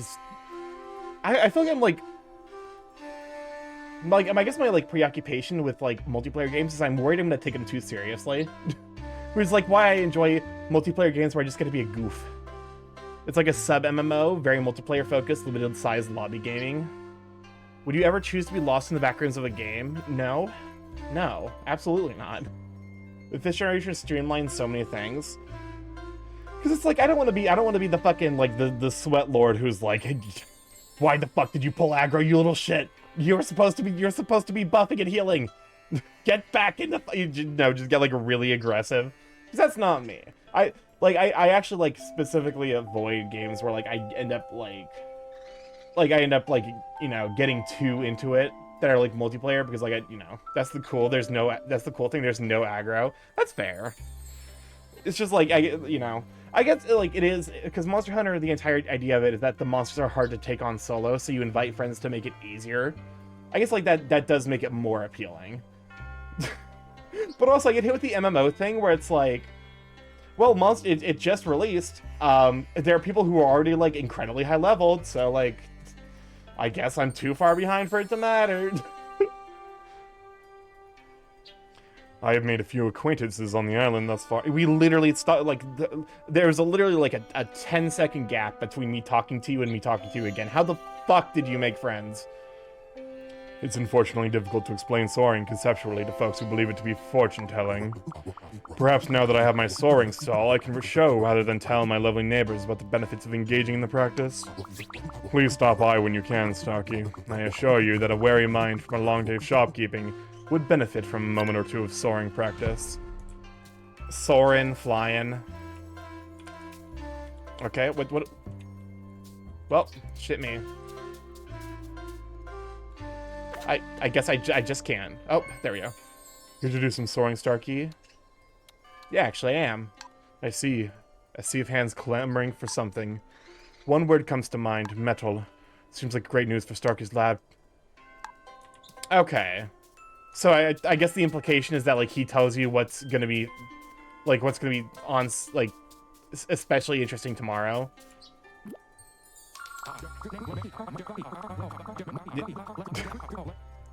I can't remember what fucking voice I gave this guy.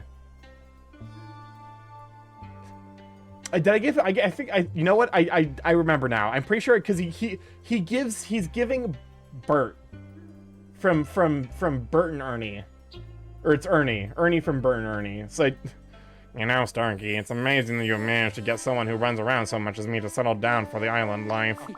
Of course, I'm not just here to lollygag. I've got my eyes on the prize. If I could have somewhere of my own to train, day in, day out, there's no telling how fast I might become. Not to mention I wouldn't have to share with some hatchlings who can barely put one foot in front of the other. We may not have a racetrack made just yet, but wouldn't it benefit the whole island to get a place for us all to get our exercise in? Please, Starky, it would mean the world to me. I mean us. Alright.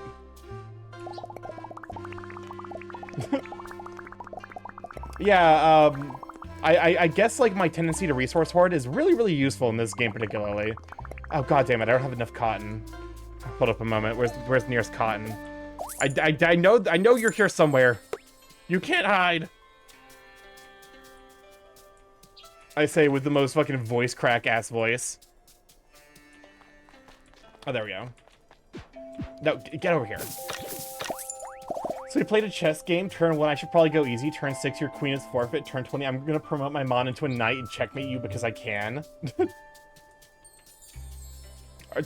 So are you actually picking up chess? I definitely have improved since I started playing. I'm still not good, mind. But, like, I've gotten better. Good smoke, Starky. Those materials, the craftsmanship. This has got to be the finest racetrack in the whole archipelago. But there's only one way to find out. You gotta race me on it. No, I won't take no for an answer.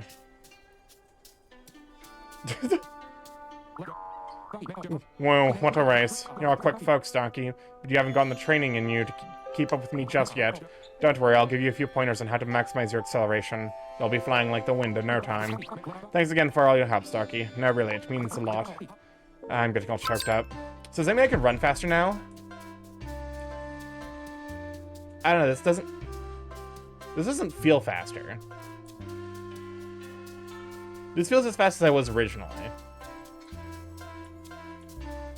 Because I actually feel like I actually sincerely think that, like, a speed upgrade in a game like this, when you start unlocking, like, more and more portions of the island, I would run away, visit Bosco's house. Wait, why am I visiting Bosco's house? Am I accidentally speedrunning this game? Hello, Bosco. I guess we're completing yurt. All right, Starky.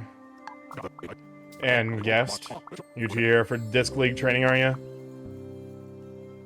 No. Ah, righto. What are you wasting my time for then? Don't take it like that, Bosco Doonpaw.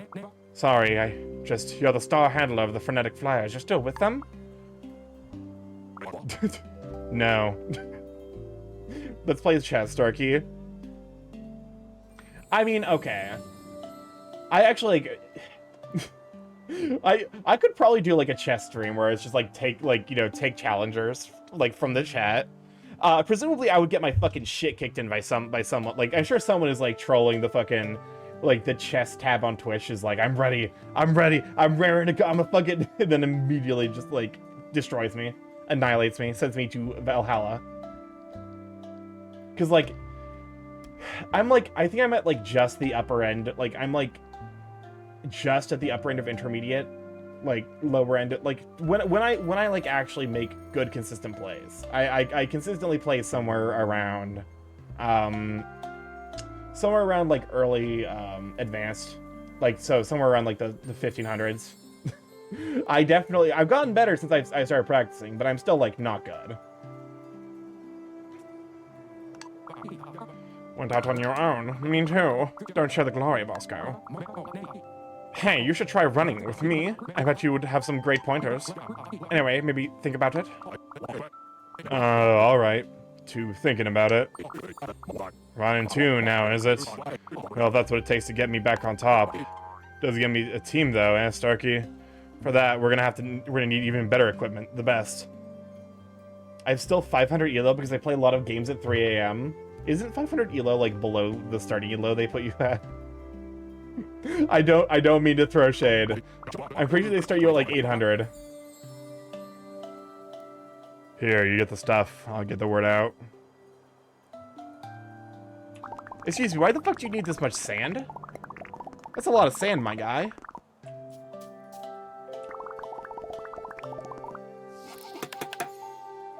Oopsie doopsie completes like 17 quests instead of making progress in this video game. As a top end kid, Starkey. But between you and me, it's not enough for Chip over there. Not his fault. He's honed those thunder feet to the best they can be. He's just not making the sharp turns, and he's starting to notice. I've seen it before, kind of up against his limits. That stuff makes a paleo folk want to make things a bit fairer. Do him a favor, Starkey. Keep him on the straight and narrow. All right. What do you mean by a bit fairer?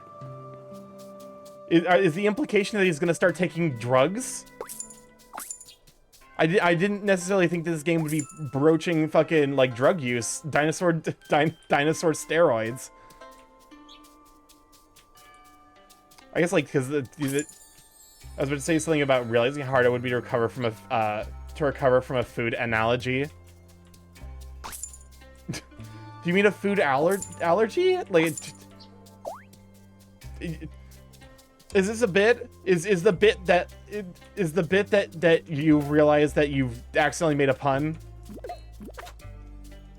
I'm losing my mind just. But yeah, I could probably also go on the bingo. We're being honest with ourselves. That's one of my fucking like transitionary sentences. It's not my fault. I've got like, hold up, what? Because it's like red here, right? Oh, so there's gold here. Actually, like I might want to mine this shit.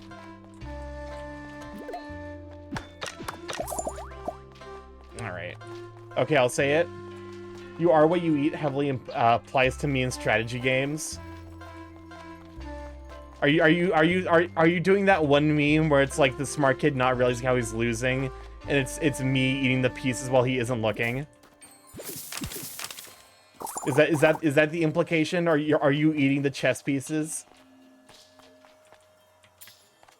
I'm gonna fucking lose it. There we go.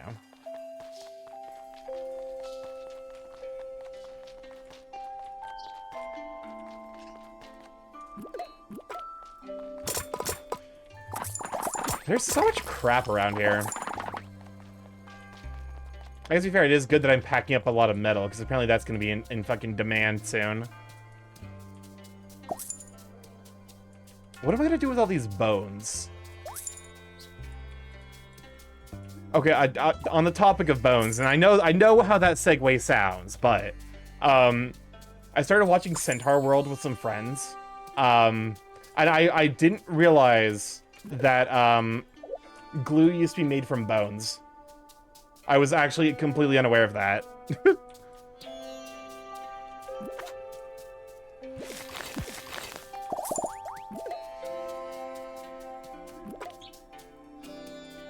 Alright, is there anything else around here? I mean, there presumably is. I just, like, I completely missed it / blanked over it. Because I'm like, I think it's like, honestly, like, there's so much about the world that's fascinating to me that I wish I could be, like, a full-time student and, like, get paid to do it. Unfortunately, that's, like, not really a life plan that's an option nowadays. Which, you know, sad. You know, a big depresso, but it's more, how do I say this without it sounding like it's vor? Listen, you are currently in a furry stream. You can say anything and someone will find a way to connect it to vor. It is an inevitability. There is no escaping. It is the great equalizer. I probably should not describe vor as the great equalizer. Son of a bitch. Fine, I'll cut the log. I don't care. Just like I just want to keep my inventory relatively like clog free. After all, you don't touch my. I've been on a bit of an OCT.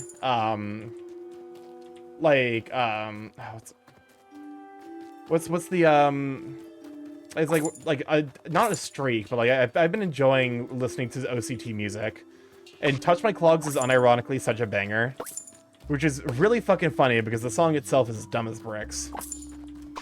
Oh, come on in, Moonbear. Glad to have you, Sweet Bean.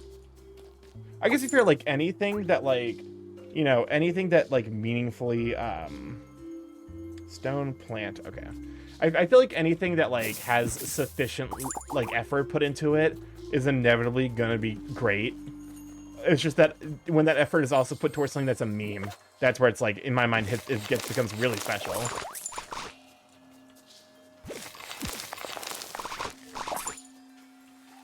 I also have a pet theory about like Don't Touch My Clogs, that like one of the verses was specifically written to see how much kink material they could include in it without anyone noticing. Because there's or it's not the verse, it's one, like the second chorus of Don't Touch My Clogs is very, very kink oriented, and I'm wondering how intentional that is.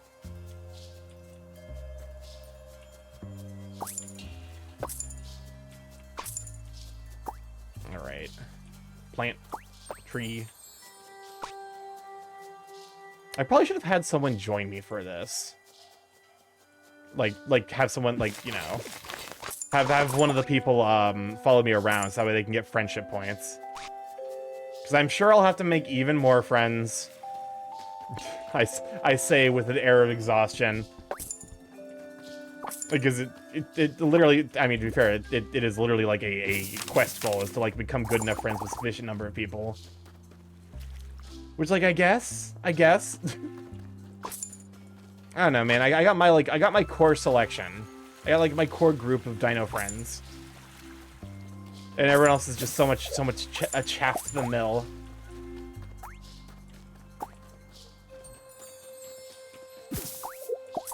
All right. I do feel like it's actually like pertinent or like helpful to like have a list, like almost a grocery list of like, you know, random bits and bobs you need. Also, I'm like, I need to build up more amber because I actually hold up. There we go. I am very, very close to finally having 100% in all of these sections. Which I think this one should be done as soon as I invite the full population list. This one I need to add a bunch of decor to. But doing so requires a fuck ton of money. I am not made of money, unfortunately. I guess to be fair, okay, like the saying of like I'm not made of money.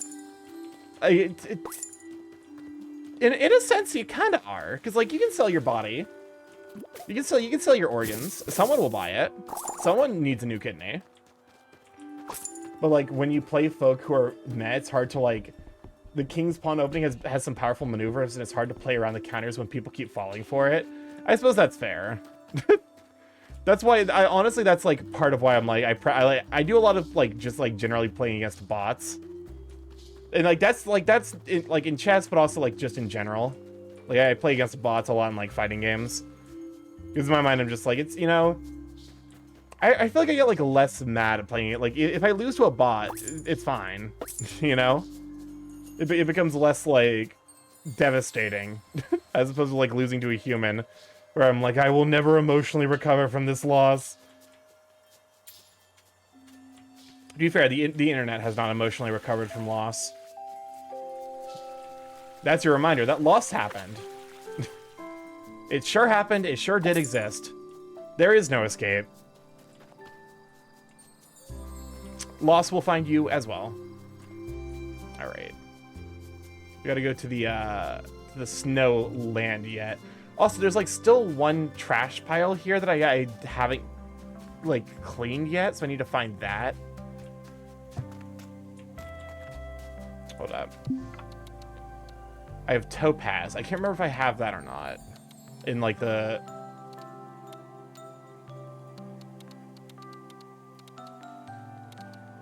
I don't need darkstone. Sand. Dirt. I'm grabbing some stuff to sell.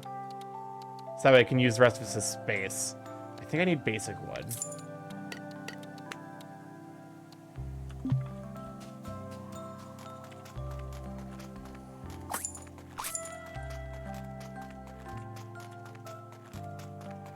I start to climb, then I get curve stomp because I got used to playing on easy mode and I haven't picked up the threshold until I've already been pushed.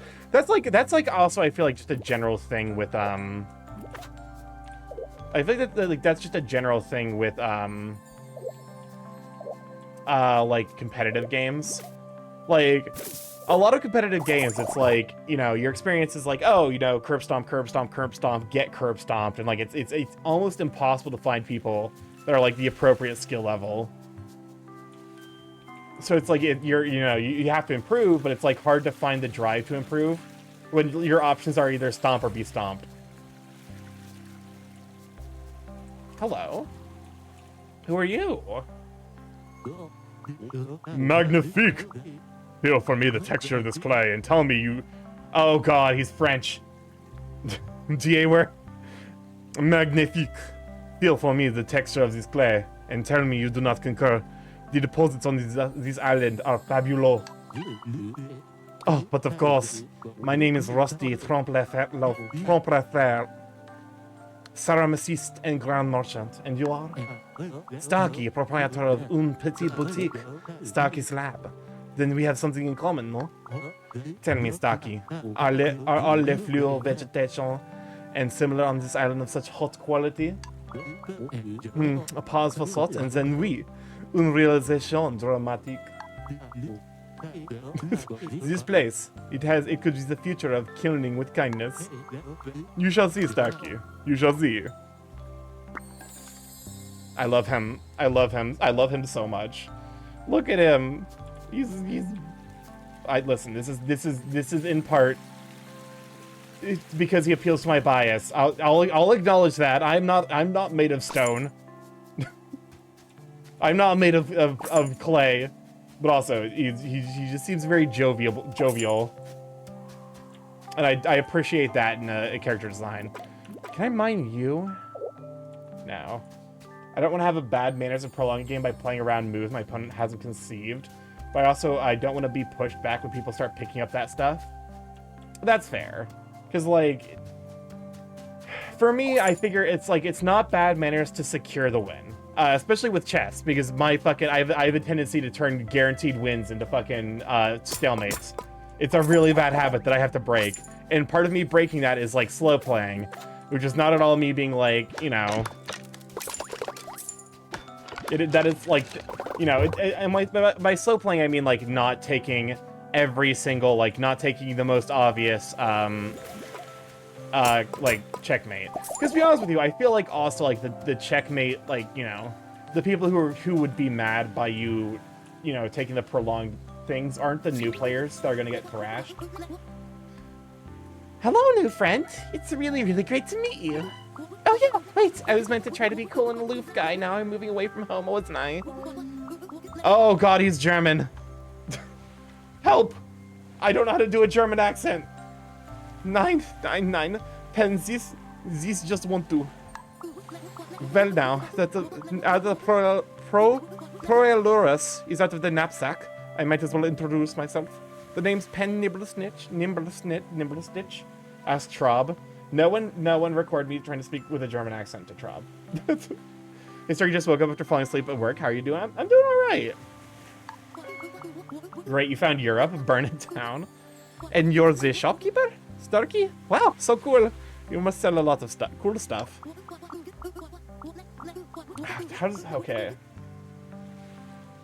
I'm trying to think, like, how my German friends sound. I will record it and send it to Traub. Casa, I will send you to Jesus. You will see Christ. You will see the pearly gates of heaven and then be cast into hell. Anyways. I don't know if I'm that cool. I'm a pattern maker, retro game modder, and hang glide enthusiast. I say enthusiast because my mother, has never let me forget the last accident I had when I damaged my wing. But that won't be for much longer. I'm finally moving out. Well, I say that, but I don't quite know where to. Who knows? Maybe Amber Isle will impress me so much I'll move here. I'll catch you again when I make up my mind, Julio. Notice I'll be far less lame in front of new folk then.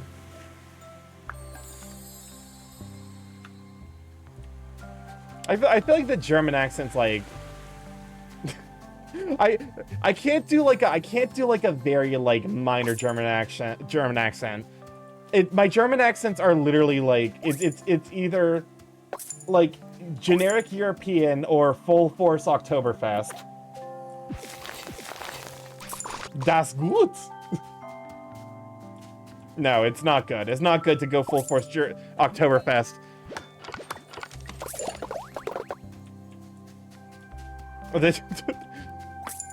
Germany has killed it before, and it will do it again.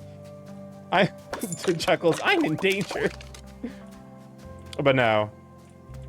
I think like that's the big thing, is like it's difficult to do like accents that are like convincing while also you know, not, I guess like I can get away with the ones that are associated with more European countries, because that accent's, you know, it's not necessarily like the association of being disrespectful with it, but what are you? Are you okay? You're Scythe.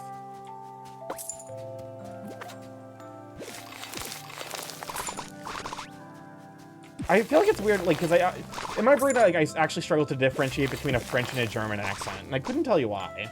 Because I'm pretty sure they're like specifically diverse, but I don't know. I couldn't tell you like the pain points on one. Oh, Snowdance drifts so snugly now. And it sparkles like an appropriately glittered scrapbook page. Whatever floats your boat, I guess. Hey, Mr. Standards and Rankings, what tier do you think our official rating is these days? Oh, I'd say somewhere between best team ever and amazing community. Cheeseball, those aren't real ratings. No, but I am going to fill out an official request to the region rating boards when I get back. Of course he is. Relight my fire. I feel like a lot of the quests' names are like references.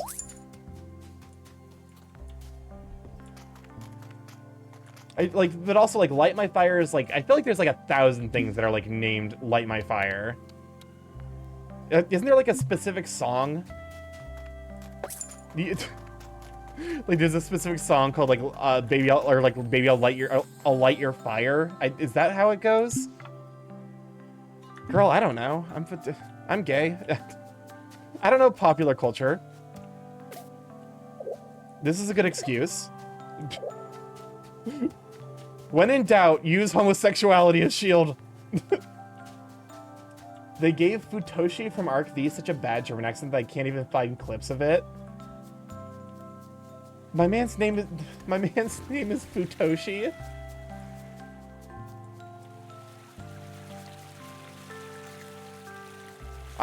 You know, it could be worse, but for whatever reason, my brain is just like something about the name Futoshi feels unfortunate. Where's the fucking? Because I'm missing a trash bag here.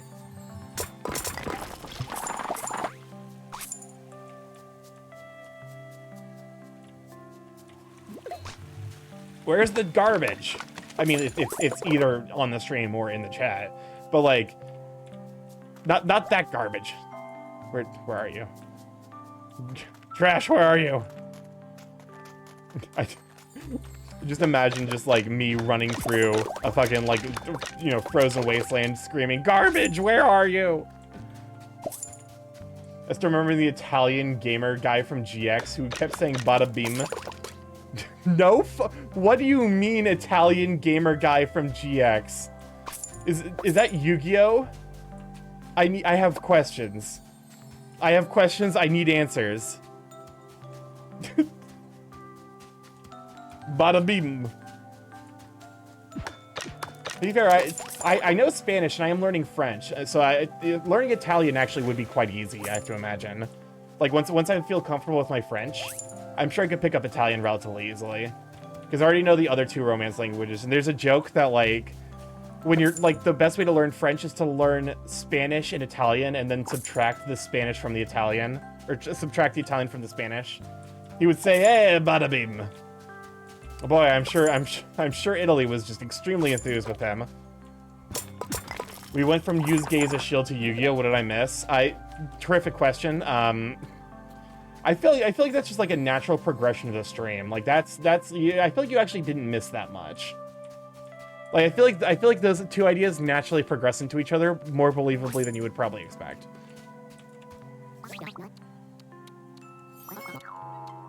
All right, hang out with me. That was not a request. That's a threat. Hang out with me. I say, pulling out the Glock. Boy, the camera sure just does things sometimes in a way that like makes my stomach a little upset.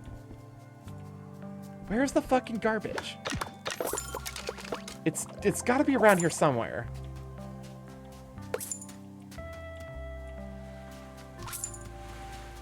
Cause like, hold up. Let me look real quick. Village. There we go. Snow dance drifts. Yeah, there's one debris left. Where the fuck is it? Where is debris? Can we talk about the fact that okay, I'm like, do you ever feel bad for people? Like, do you think if your name was Debris, you would be obligated to avoid working in like deconstruction? Like you would have to avoid working in construction or deconstruction? Because you're just like, oh, get the fucking debris out of here. And Debris in the meanwhile is just in the corner crying. Like, what did I do? Oh, hold up. Berries. I'm gonna make fucking lose it. Where's this garbage? The Bravely Default naming convention? Wait, what do you mean the Bravely Default naming convention? Are all the characters in Bravely Default like named after their associated like task? Is the guy who runs the bakery Boulanger? Welcome on in, Red. Glad to have you, Sweet Bean. Can we shout out for redesign CG? Yes.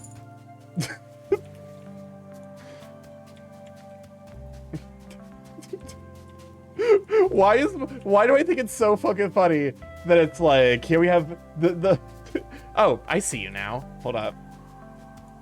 My brain was just like, we have Boulanger, the baker, and then you know, we got fucking Lumiere, the candlestick maker, and then it's like they just like completely fuck up the main character named is Mazerly. What? Okay, I'm missing what the pun with that is. I won't lie. You'll have to excuse me. I'm a bit bird-brained. I think they should change the name Lesbian to LeBrian, so annoying people named Brian get confused as to why everyone keeps calling him a lesbian. LeBrian. Mazerly's mother. Oh, okay. Oh, that's probably one of those things where like it makes a little bit better. Like it would probably be a little bit easier to understand if it was like specifically spoken with like, you know, the kind of Japanese intonation where like, because in my mind like that doesn't click because like I have a very like clear idea of like what, you know, English tones and sounds are. Les Brian. I see some. You know what I think is you know what's really fucking funny? I'll admit, because like it's been mentioned on stream a couple of times. My in real life first name is Jason, and I didn't understand the beef between Brian's and Ryan's until I was watching.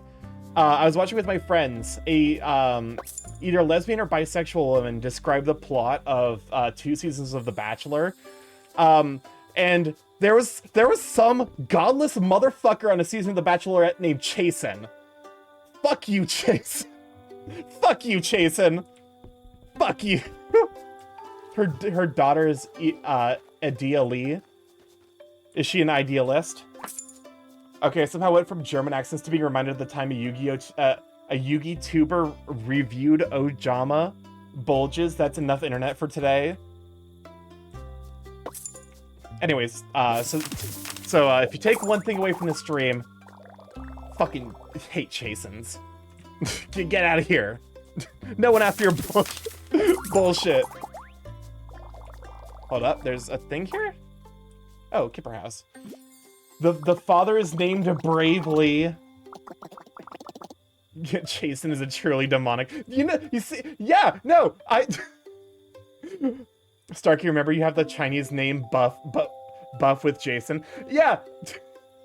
So I verified this after stream because someone showed me a clip of this.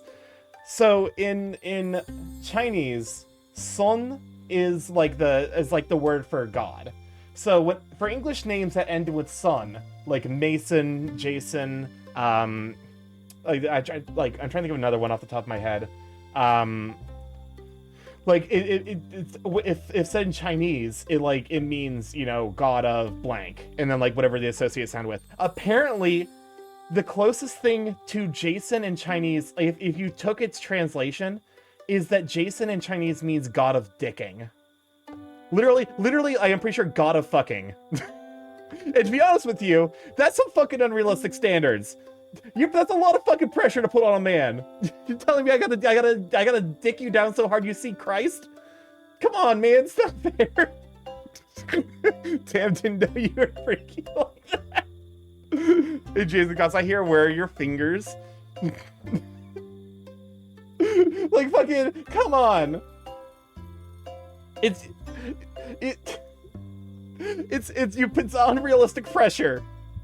It's there are also sounds that are similar to it. Yeah, it's like one of the potential ways to like interpret it. Is like it could be interpreted as god of fucking.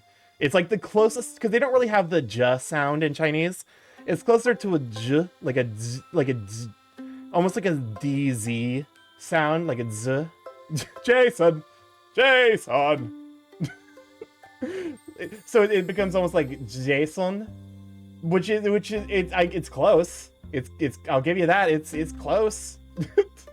But also, you know, that's some unrealistic expectations, man. Can I provide some mediocre decking? Like once, twice, maybe? I don't know, man. I like to think I have high standards. What's up, Chris? This all makes sense now. My old worker, named Jason, his Grindr profile's nickname was Asian God of Fuck. That is a wild thing. Asian God of Fuck is a wild thing to name your Grindr profile. Oh my god. Oh my god, I hate Brian. I wish the world had less Brians. There he is now. Hey, Brian. Less Brians. But no, it was just really fucking funny to like realize he was also Chinese, by the way. And you know what? I respect it. I respect the fuck out of that. Depending on if his like parents were like first generation immigrants, they knew 100% what they were doing. Which is also like, it's really fucking funny to me because one of my friends pointed out to me, like, I can actually like, I can tell someone is Chinese based off of just their name, because Chinese people's names are always like, when in English, are always 2 syllables, 1 syllable last name. It's every when I realized that, I was like, because one of my friends told me that I hadn't noticed it until they pointed out to me, and now I can't fucking unsee it. Because it's just it's because like there's like, I think in Chinese there's like a very limited number, like they actually have like a very limited number of last names, so like that part makes sense. But what the fucking wild part to me is every single name they choose is 2 syllables in English. Every day I miss working with him. He was my work BFF, and he says some of the dumbest shit I've ever heard. Listen, are you like, that's how you survive the workday though. You survive the workday by saying the most godless shit imaginable. Like that, you if you are doing any kind of like physical labor and you aren't saying the dumbest shit that has ever been said by any human in the history of like humanity, you're not having a good day at work. Haha! This time Starky will be mostly impressed. This time Kipper has done 18 helpings. Welcome on in, Yinsid. Go down, you sweet bean. Get a shot for Yinsid. And how many has Starky now done? Oh, Kipper feels inadequacy. Kipper is trying Kipper's best. Kipper's very best. But even Kipper's very best is not as good as everyone else. No, Starky's success does not diminish Kipper's. Kipper is proud of Starky. Kipper will work even better than the best. Kipper will catch up. Kipper will win. Just you wait, Starky. Kipper is now shooting for the moon exactly 384,400 kilometers away. I typed that like the sleeper agent. I just like induce my mods. I just like fucking like to be fair, like it at some point it does become muscle memory. That's like why, like, you know, I like at some point you have like a triggered response to certain things. Like for fucking example, whenever I can't hear DA's raid music anymore without being like, oh shit, I have to give a shout out.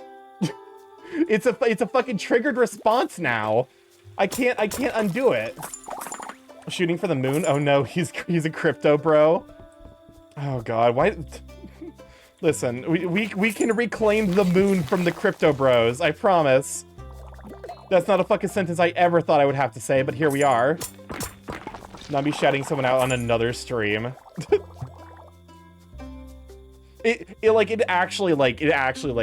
a meme, but also it's kind of why, like, yeah, Kasai was mentioning hypnosis earlier. I don't necessarily think that it like is as strong as it is in, like, you know, it's like you can't, like, I can't imagine it's like it can compel you to do something you don't want to, but like there has to be like some semblance of truth in like the idea of like conditioning someone to have a specific response.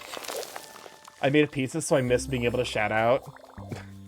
Look at Soyril needing to eat food. Soyril's been activated, Kasai's been activated, Chaos has been activated, Luck has been activated, Oceano has been activated.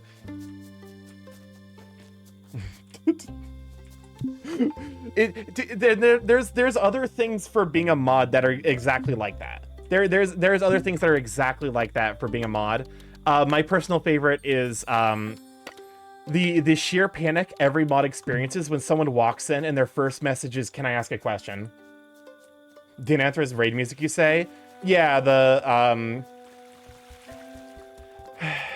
well, okay, so it's not his raid music anymore, thankfully. Oh fuck, what's it? It used to be not Beat. Well, it was Beat's theme for a bit, and then it was Penny's theme. I wonder if the Beads theme still like triggers the same response in me. I'm not a sleeper agent. I don't sleep.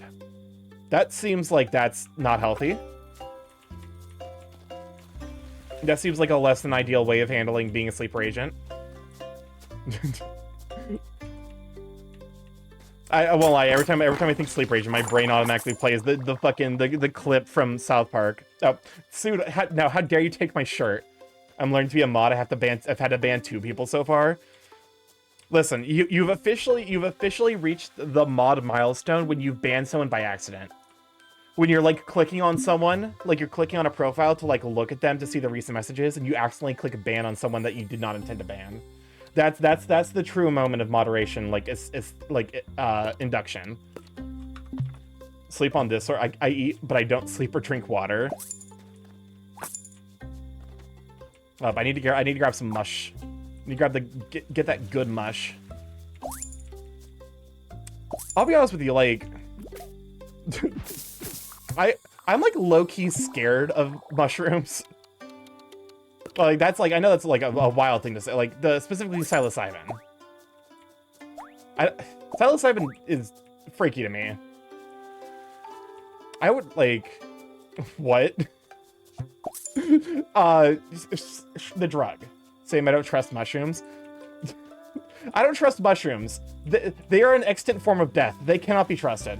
I don't know, man, in my senior high school, they hired a hypnotist and they bought a lady in my class stage who cannot act for shit, and they really thought the 50-year-old hypnotist was Channing Tatum.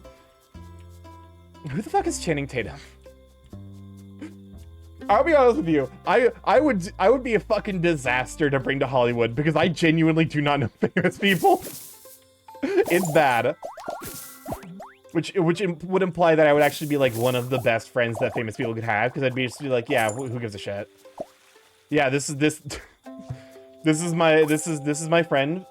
You know, fucking Question: does drinking a nice mix of soda, juice, limes, Mike's Hard Lemonade, and not water make up for the lack of water?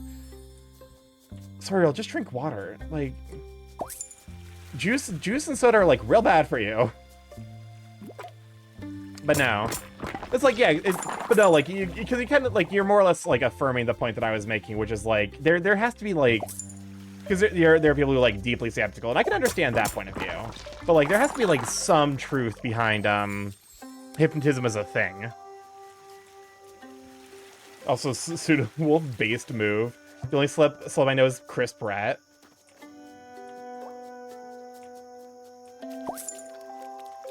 Water has no sugar content? Yeah! Because sugar is, like, really fucking bad for you. It's, like, really bad. Like, to be fair, you know, I can't necessarily, like... Because, like, I need to be better about my sugar intake as well. I recognize that, at least.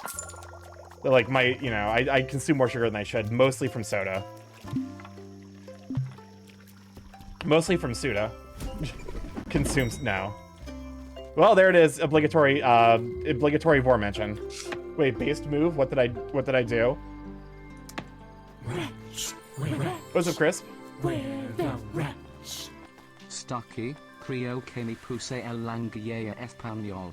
No sé cómo paso, pero si puedes arreglarlo por favor. Creo que paso por me puse a very speedy Gonzalez. Oh my god. Sí, Chris, lo puedo asistarlo. Puedo asistarlo. Asistarte asistar? I don't know. I'm not in the brain space where I can Spanish. Starky wanting to eat me? Damn, that's a new one. No, that was just the joke. The joke wrote right itself. The jokes, that's like... You took a shirt. Stealing Starky's shirt's always based. I'm allowed to have a shirt. Why are you people so insist? I paid good money for that shirt. You know how expensive lab coats are? I mean, we've literally done this bit before, but, like, goddamn.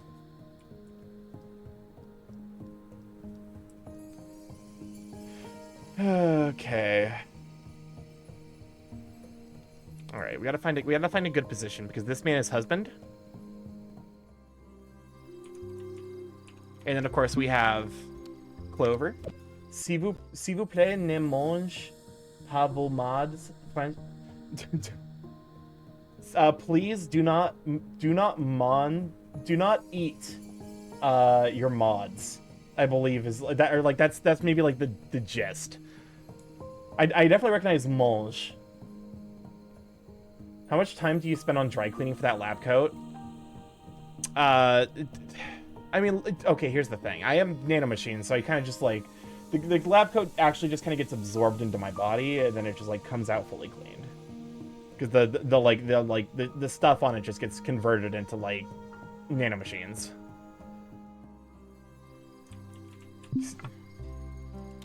All right, we got Pen.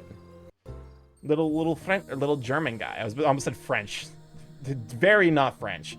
France and Germany, two different places. I know, this might be surprising, but my European history taught me France and Germany are not the same place. I definitely remember being, like 6 or 7, and like, because I lived in the middle of buttfuck nowhere, Indiana. I definitely remember, as a kid being confused because I thought that Japan and China were the same place, which I know now. Oh God, I know now. That would have caused problems. Oh, Jesus Christ. They are not the same place. They have, there is history. God, there is history. But yeah. I have 57 quests done. Jesus Christ. Time for Chico's trend alert. Let's see. It should be metal, right? Yep, it's metal. Sorry, that's some interesting connotations. Wait, question. Theoretically speaking, could we shove random objects in you to make you larger? Yes, actually. That is actually included as part of Starky's lore. That, like, Starky can just go macro, but he has to convert an equivalent amount of matter. White person cores confusing Asian countries with each other. You're not wrong. There's a reason why I was like... nowadays I'm like, I look back on that, I'm like, wow, I was a dumb kid.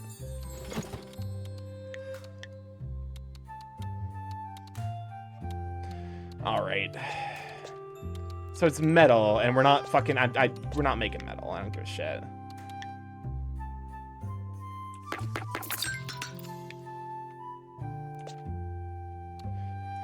Actually, Pangean panel is really fucking good, because, like, I don't use a lot of rope.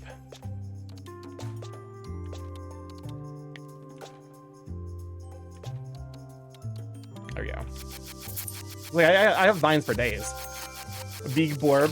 Welcome on in, Spike. What have you, Sweet Bean? Rubble Stiltskin. If I What's up? run you over with a 2006 Ford Focus at 139 miles per hour, would you absorb it and grow from eating the Ford Focus? Or would you just fucking die from being run over by a 2006 Ford Focus at 139 miles per hour? Why specifically 2006 and 139? How is Tall Borb? I'm doing alright. I have to imagine that that's like, it would basically just cause my nanomachines to splatter on the ground, so it'd take a bit before I could reform. Because, like, you know, conversion is not an instantaneous process. If you want instantaneous conversion, you're gonna have to talk to one of the tunes. Anyways, shout out to Twiz the Tune, who caused the Borbs to exist, and I don't know how, and they scare me.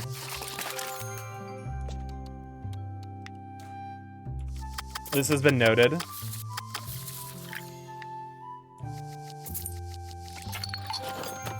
There we go. But, you know, I'm doing all right. I mostly this week is just kind of like comfy vibes. Because life's been I don't want to say like bad, because it hasn't. It's just been like very chaotic.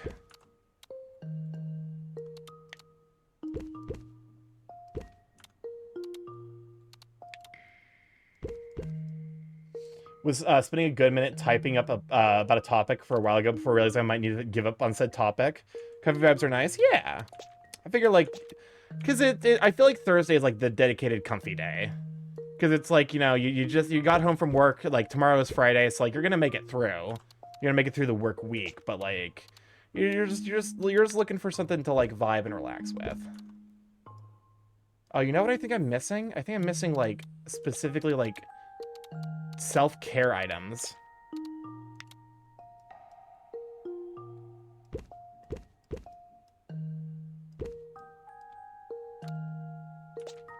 I don't think I actually have, like, hold up. We're already a third of the way through the year. You say already. I would say only. I'm gonna be honest with you. Garudi Garden Table. We start a third of the year, we can live through the other 2/3 of the year. And then we have next year, which is going to be worse. I am, of course, joking. I hope, at least. Alright, what's a fucking... you? Just make a lot of colorful clowns. I don't know, like... No, wait, that's a fucking gardening item. I don't sell stylist items. Is that what they want? 'Cause I don't fucking sell them. I'm kind of mad at the prospect that they might potentially want stylus items when they just don't sell for fucking it. Yo, this is adorable. I love the Munchie Bunch.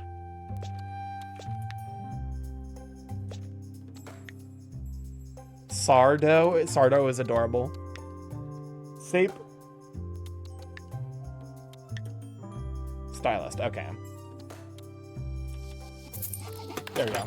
I sent you a video on what happens when Kasai tries to get rid of me. Watch, or basically within my month, within my first month of my first mod situation, I had to deal with someone who was yikes unwell. Like, I can't even remember the deal, but their username sticks out 4 years later. Oh my god.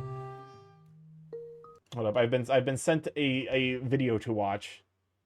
You have angered me. You will now be punished. Little kitten, come here. And it's just a man. There's insufficient, like, god damn it, I can't show it because it's downloaded as a GIF on my fucking computer. Anyways, well, it's just a cube cat. It's like literally a cube with a cat's face on it. It being crushed beneath a giant fist. I come back to little kitten, come here, what? I went to get food for 5 seconds. We've been over this. You can't leave the stream for even a moment if you want to have any idea what's happening. This stream is ADHD made manifest. Jarl is chaos made manifest. This is ADHD made manifest. This is the physical representation of like my 2 brain cells deteriorating rapidly.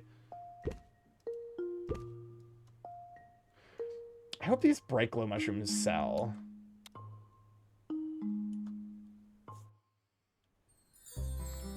I have marked it off the bingo. I mean, to be fair, it doesn't seem like we've had a second bingo, which is good? Question mark?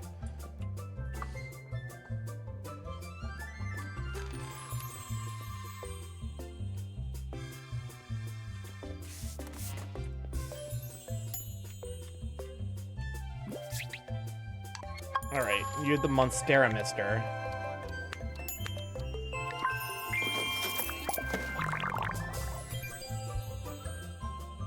I like how the ranking points, like, oh, you're still getting the ranking points. Starky, now you have to ask as a tangent, can you convert energy into matter through the nanobots? No. They complained about the store what the fuck do you mean complained about the store layout? I mean, in theory, because like I could do that in theory through pair production. That's at a subatomic level though, which is kind of outside of my personal purview. Because like I actually understand the theory behind like energy being converted into mass. How many D6 psychic damage will I need to take to make me not leave? Because, like, fun fact, pair production was actually produced. I think there's like a connection between pair production and the Banach-Tarski paradox, which, if you understand that the sentences I just said, nerd, fucking nerd. But also, you have also watched Vsauce.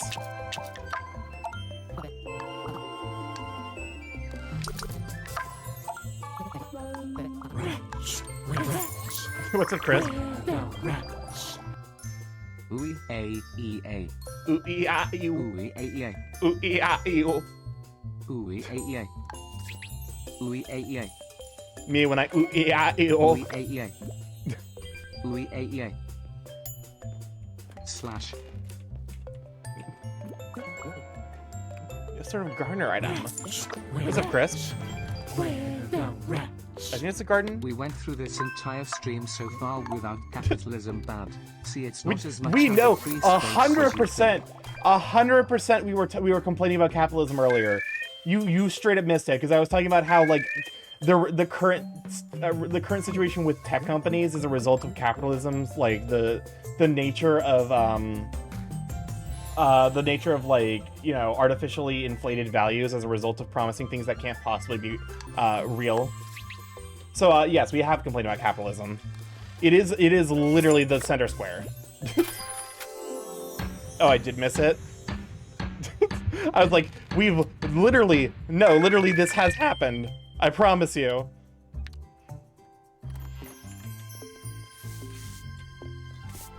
I know my own brand. My brand is complaining about capitalism. Please tell me someone buys a mushroom.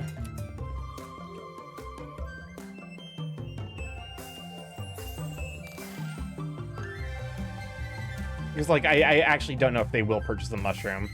I know they won't fucking purchase the goddamn rings. They will not purchase stylish shit. What's it, Chris? Where the rats? But Starky, don't you just love paying for everything? Even No. your health insurance? No. No. No. Capitalism could. No, it's That's capitalism bad. totally Like, Mom, thanks for the 2 subscription for 30 months. It's yeah, really much a sweet bean. I know we mentioned Bowser's Inside Story. Did we mention Vor? Yes, Vor was mentioned. Also, I would just say the fact that I haven't decided to never be a moderator ever again after being modded there for a few years makes as much sense as Starky memorizing the entirety of the FNAF lore. I don't memorize the entirety of the FNAF lore. I just know the parts of the FNAF lore that are problematic, which is actually a surprisingly large chunk of FNAF lore. I don't think they have a mushroom for one of them. Some sort of paper item. Oh, fuck. Wait, no. Hold up. I do have a paper item, because I literally crafted it. Perfect. That accidentally crafting that checked out. Rewarded! But yeah, no.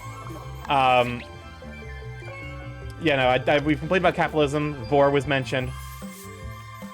It wasn't even because we were talking about, we weren't even talking about fucking Bowser's Inside Story. We were talking about chess when Vor was mentioned.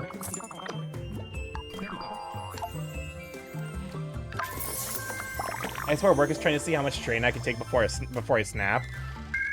Yeah, like...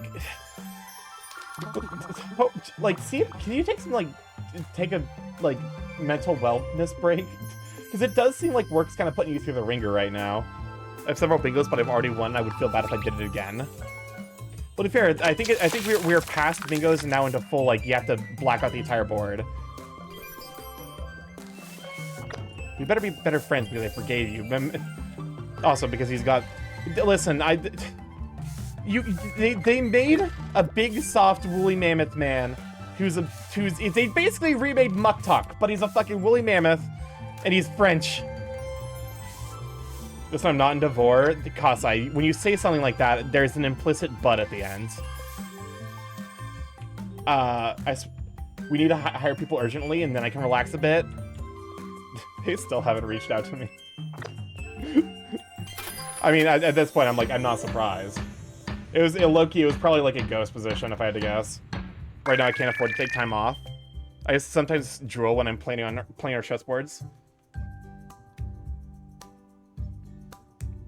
That's working under capitalism? Yeah. Yeah. Yeah, especially nowadays. I hate ghost job listings so much. Apparently they're like more than 50% of jobs nowadays. It's Starky. If What's up, Chris? capitalism bad-ended leads to socialism, and then gasp communism. I should know, this guy on Facebook told me so. No, fuck, okay, here's the thing. Because it's very clear that no one is actually, like, meaningfully engaged with any sort of critical literature about, like, societal structures. Communism is the fucking, communism is the pre-socialism fucking form of government. Socialism is the end goal of communism is supposed to be a transitionary government.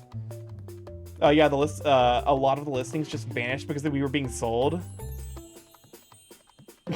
Like, also, like, that's not me yelling, but that is, like, a genuine, like, oh, for fuck's sake, that argument.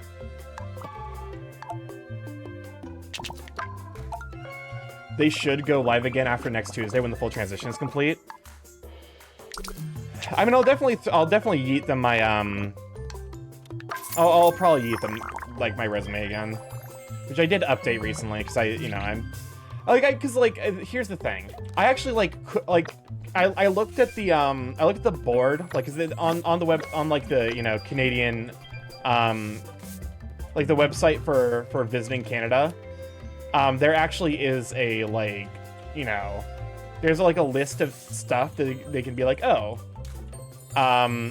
you know, like if you meet all of these goals, then you could probably just like move to Canada without having a job. Don't forget the job listings that are just scams. Oh yeah, there's a ton of those as well. What do you think of the Nintendo Direct today? I'm really excited for the Rhythm Heaven. I'm like I was surprised, pleasantly surprised, and really happy with the Rhythm Heaven listing. Bird, I found a bada bing.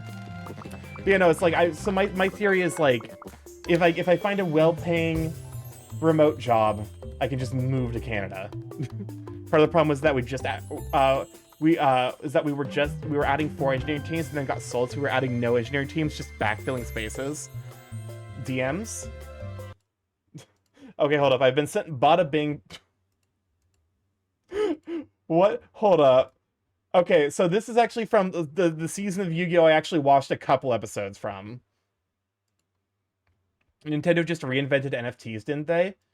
In regards to what? Hold up, that's not right.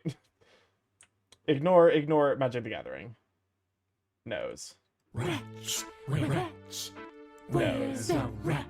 I'm sorry, I'm What? being Why distracted. would you want to go to Canada? They have free healthcare and... Nose. Anyways. Hey, wait a minute. Our neighbors have free healthcare? I'm so sorry. The spirits took me on that one. I could not tell you what my brain was thinking. All I knew was like whatever was happening needed to happen. The way you can loan digital games. I mean, so it sounds like it's more or less like the Nintendo version of the Steam like family games thing they have. So like it ultimately is a good thing. It's just like a thing that like in classic Nintendo fashion they didn't explain properly. All right. You get to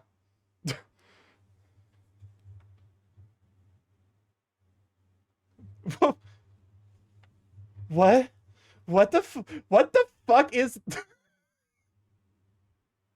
is this a button press video? That gives huge button press energy, low key. Elish Nord MILF edition is such a card. I mean, to be fair, like it is actually kind of cool because like they took Elish Norn and they used, yes, that's a button. They because they unironically like took Elish Norn and like we meaningfully like learned a lot about Phyrexian from her translation. That and you just summoned your mom. Yeah, that also probably needs to be on there. You just summoned your mom is a powerful. So this is an artisan item.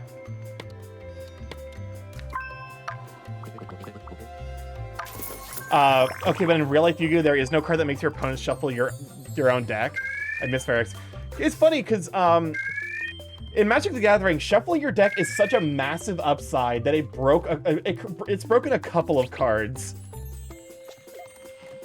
There's this card in Magic the Gathering that's called Brainstorm that is literally broken because of shuffle effects. I miss Phyrexia. No, you don't. Cough, concept of a handshake. Like, so Brainstorm is draw 3 cards, put 2 cards from your hand on top of your deck. So, in theory, you're drawing those cards anyway. The problem is, if you shuffle your deck, you just get to keep the best possible permutation of those cards. And yeah, Brainstorm is literally like one of the defining cards of one of the strongest formats of Magic the Gathering. It's fine, sure, I don't care. It's paper. I need it.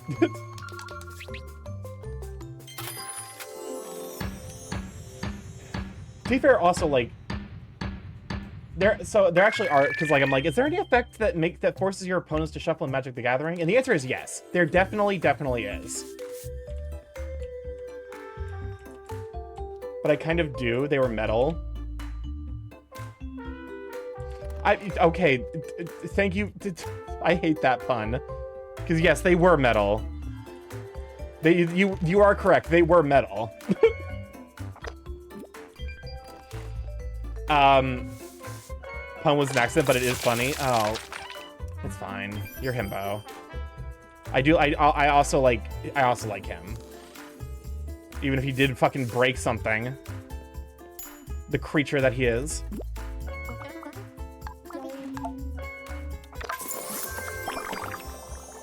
But yeah, no. There is an effect in Magic the Gathering that forces your opponent to shuffle their library. Actually, there's a decent number of them. Because there's a bunch of effects in Magic the Gathering that force someone to search a library. And all of those require shuffling afterwards.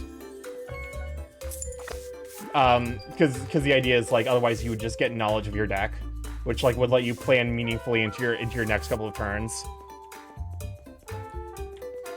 God, that would be a fucked up version of Magic the Gathering, where you just, like, know what your next 4 draws are gonna be when you fetch. I wonder how broken... That would be super broken, right?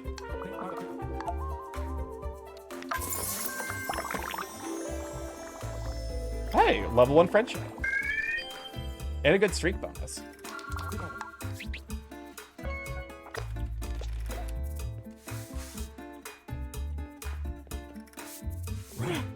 What's a crisp? Where the rats? That glass looks screener. Spell card. If you have more cards in your deck than your opponent does, send cards from the top of your deck to the graveyard so you have the same number of cards in the deck as your opponent.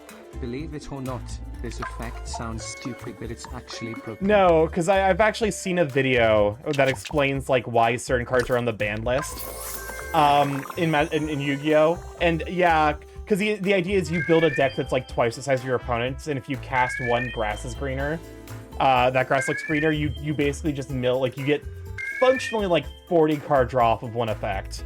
Because graveyard effects in Yu-Gi-Oh! Are just as broken, if not more so, than Magic the Gathering.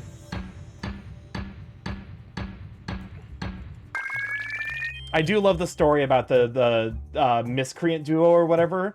The people that show up with, like, a 2,000 card deck.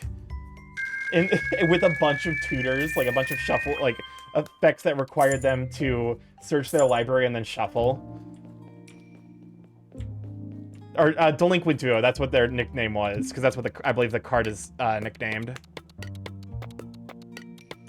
You mill 20 cards in a graveyard-heavy deck, it's insane. Oh, for sure. In Magic the Gathering, the equivalent would probably be, so it's a little bit different. Like, the equivalent, like, if there was a spell that did that in Magic the Gathering, it would probably be equivalently costed at, like, 3 mana, and anything below that, it would be deeply, profoundly broken. Because there's an effect called Dredge in Magic the Gathering, which was supposed to be a downside of a card. It ended up being so broken that they had to ban a card, not because of any effect on it, but just because it dredged the most. It took the most cards from the top of your library and put them into your graveyard whenever you drew instead. Hopefully I haven't given you a topaz. God damn it. You little shit. The fuck you mean you already have a topaz? Oh, so... Shit, you do. God damn it. But yeah, no, like, I definitely appreciate how that effect can be broken. Because Magic the Gathering has made a lot of design mistakes, and it's fuck, when, like, 20... Actually, it's like 40 years old now, isn't it? When was Magic the Gathering first? Hold up, let me check real quick.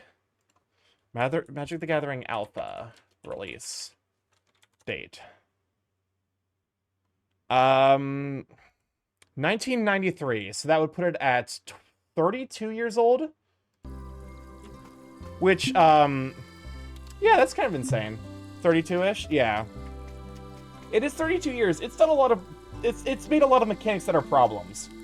In fact, there's an entire, like, list of problem mechanics, which is nicknamed after one of... I fucking guessed that. What? Rats. Where rats? What's up, Chris? Where the rats? Oh my... To explain why Pot of Greed is still banned to this day when it only draws 2 is that there is 0 drawback. Yeah. In order to even balance this, they made another one called Pot of Desire where you banish the top 10 cards of your deck face down just to draw 2 cards, and it's limited one. Yes. Rats. Oh, what's up, Chris? Where the rats? You know what, fuck you, pour syrup on your Cactuar deck and just fucking eat it. These That's cards fine. would taste better if they were an inch thick. That's fine. I wasn't playing Cactuar anyway. It's not my deck. But yeah, no, I think that's the thing with, because in Magic the Gathering, there's at least a base, there's like a floor for card draw. That, like, you know, the most efficient card draw has ever been is, and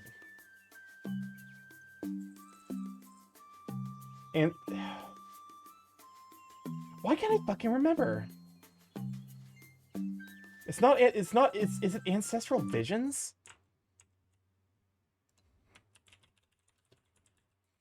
One of them is the delay effect. Okay, it's Ancestral Recall. I was like, Ancestral Visions is the one that is the fixed version.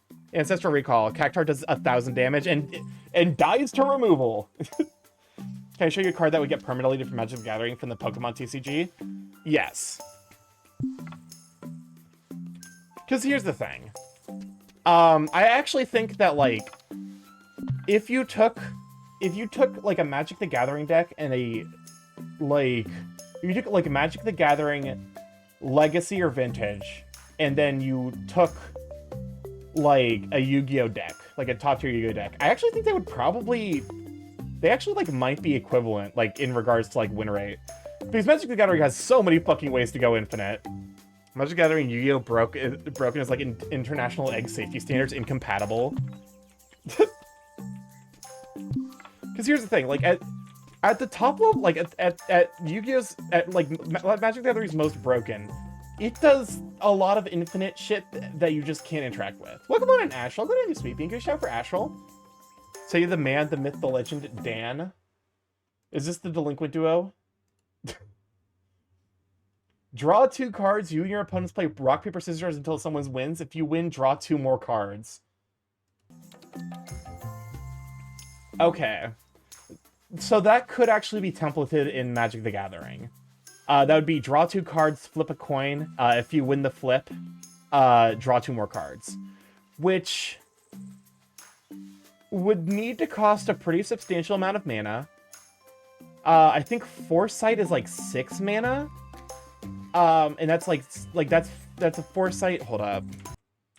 Let me look real quick. Magic the Gathering Foresight.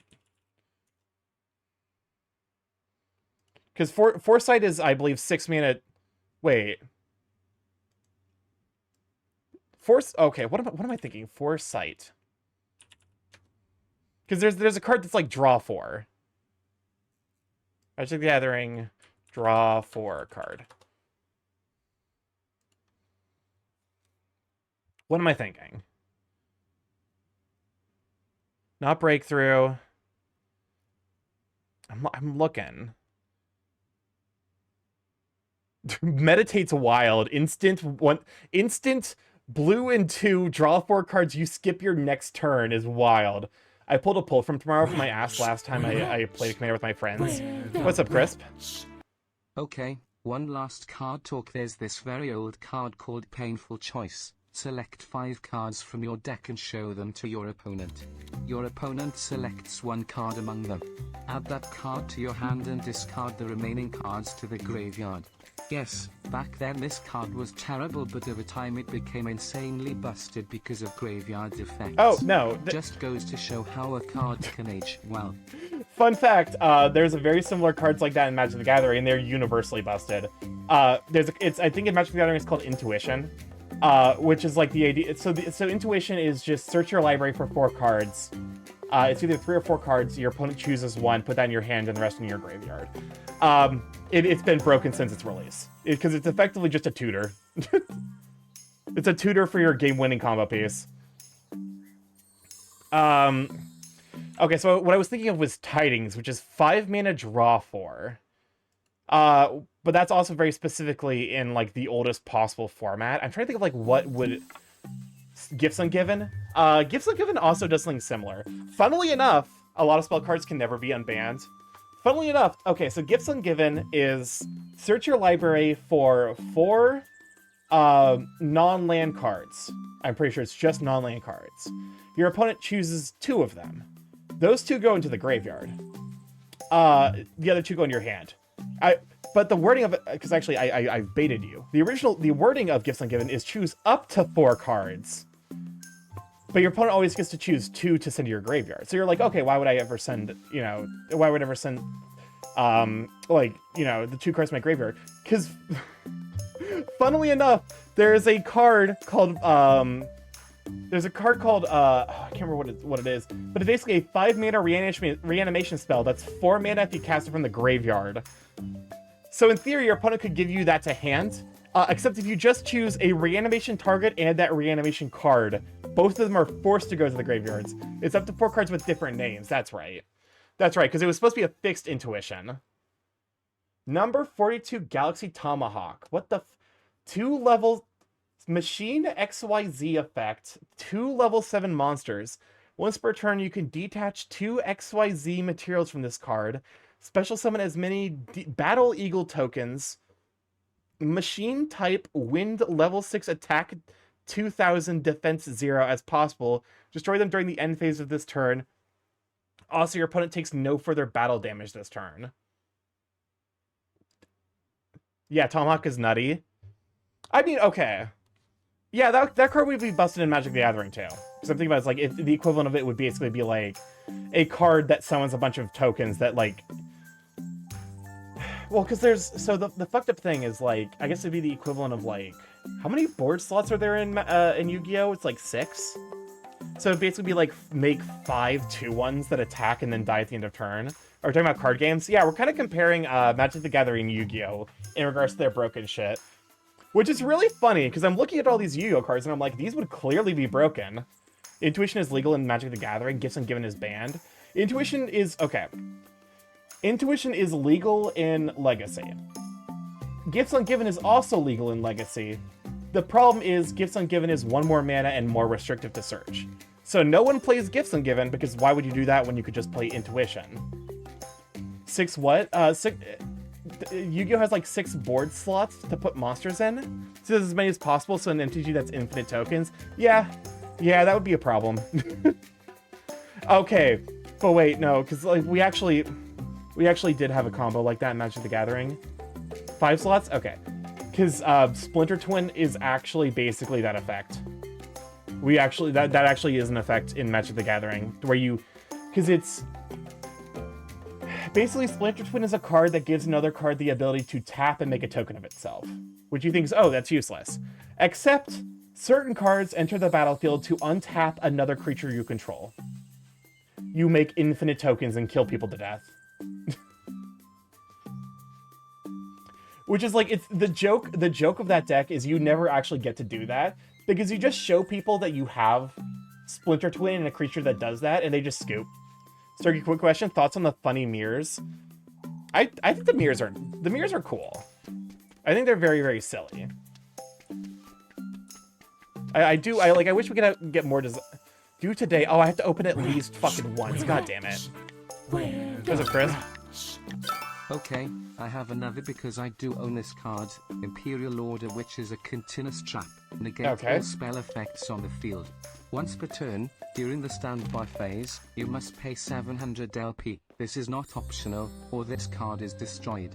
This card was errata to make the life point pay mandatory and it was unbanned.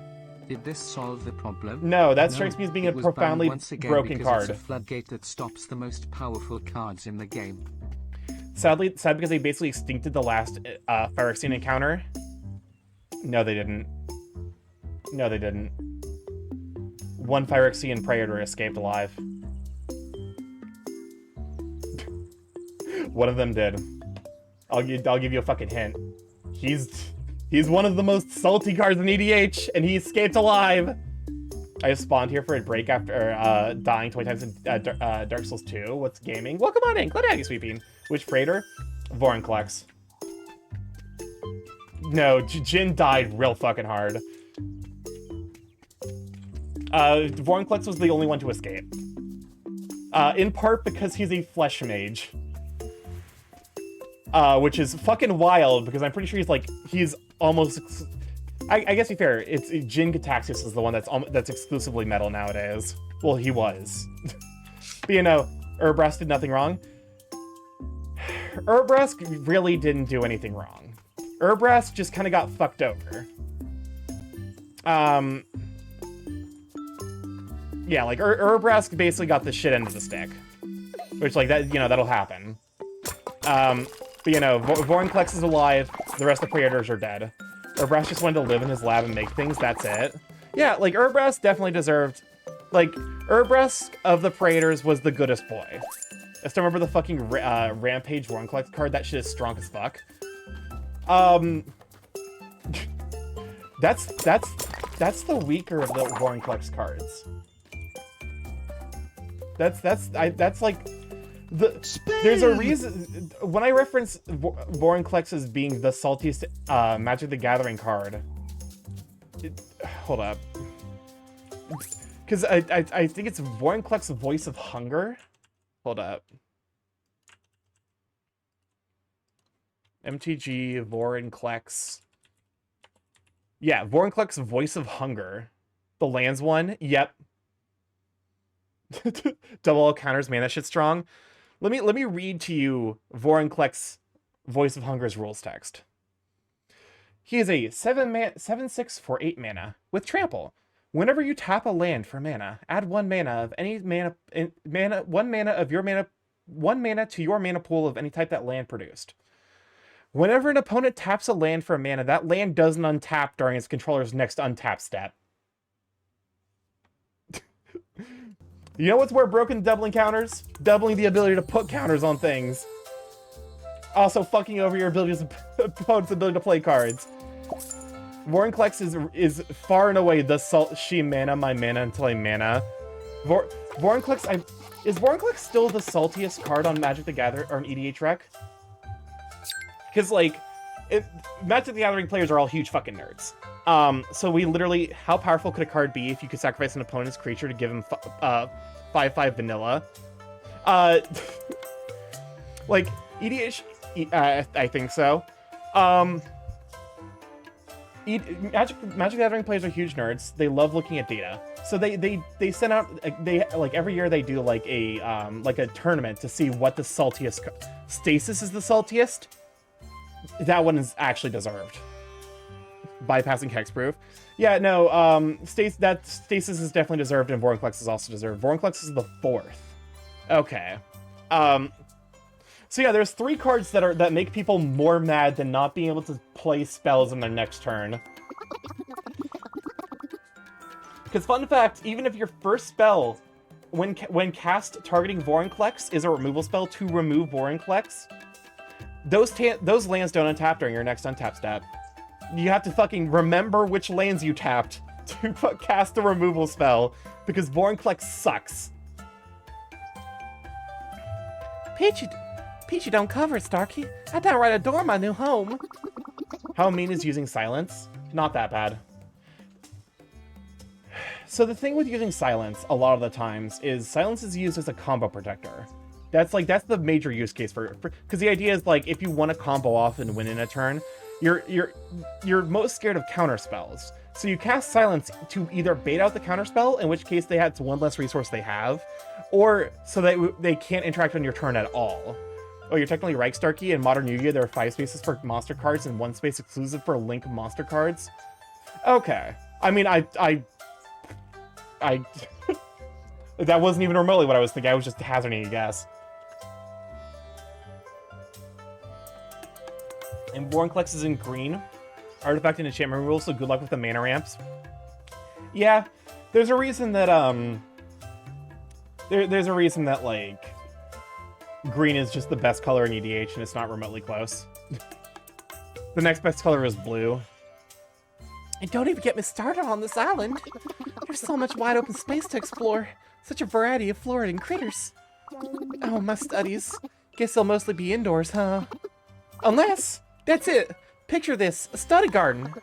With a table, reference books, maybe a few flowers. I mean, if you're willing to help, I always was better at theory than practice. You're more than welcome to study here anytime. Stasis is sitting around 6 USD, which I find funny. Oh, because Stasis is not a good card. It's just a fucking frustrating one. Blue is the most hated color. That's not even remotely surprising. I think if you're looking at, like, which color is the best historically, I think the answer is blue, and I don't think that's even remotely close. I think... Okay. Black might be close. I think it's still decidedly blue.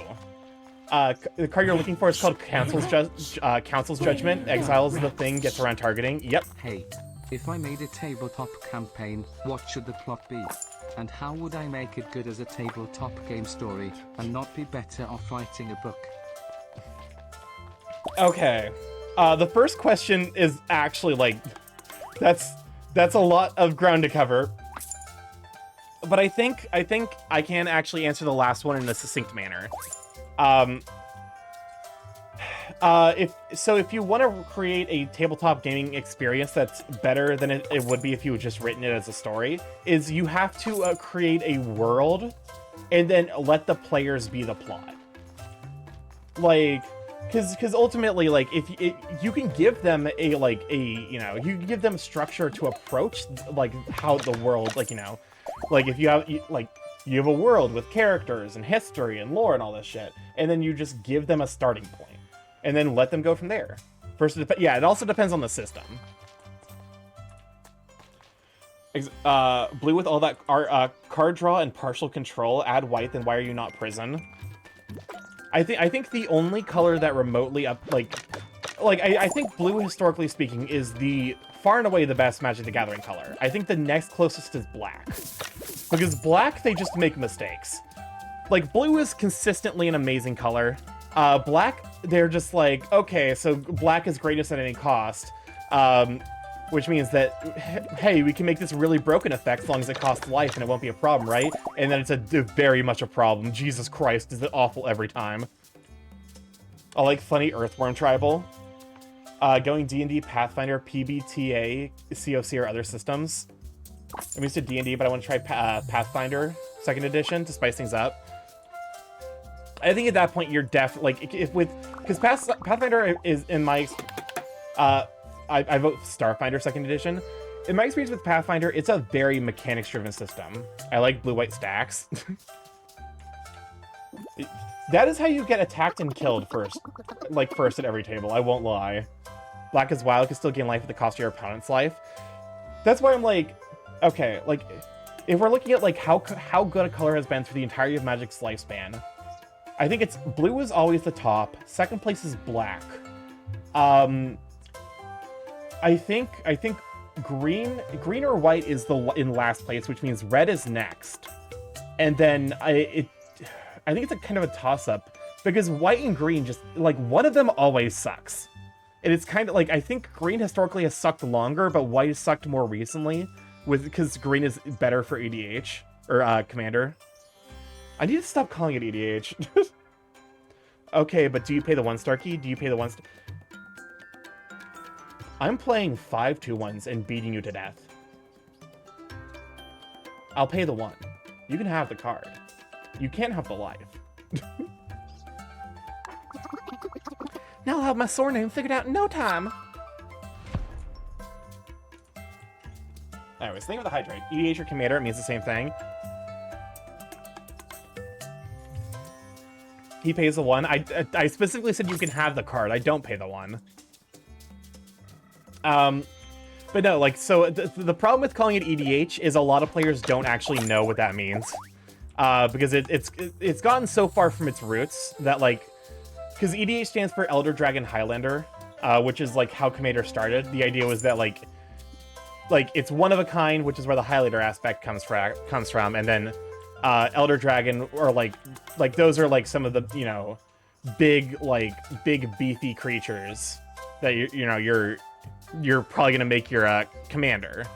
And then they're like, oh wait, commander is a bit more of a clear, it doesn't necessarily have the same difficulty of, like, approaching, like, I play on making entire economies. Gold being the coin of choice just seems like a disaster waiting to happen. You can't always mine more gold, so asking for a pound of gold for an axe just seems absurd. Pathfinder 2nd edition has so many rules that it might seem more plausible.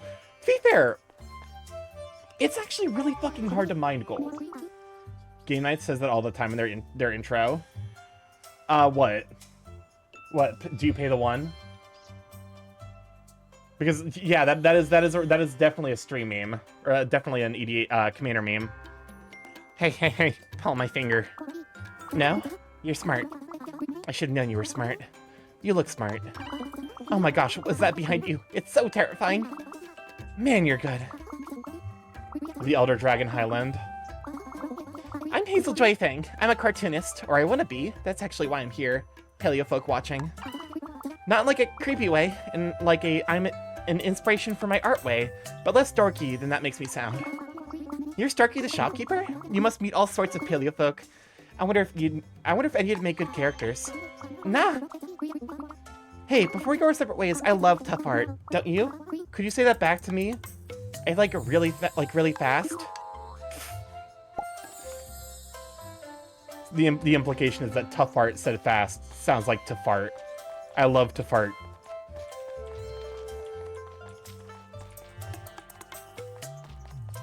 What are you, a bird? Bird? Real bird hours? What's my name? Haha, you just, of course. Okay, I'll go along.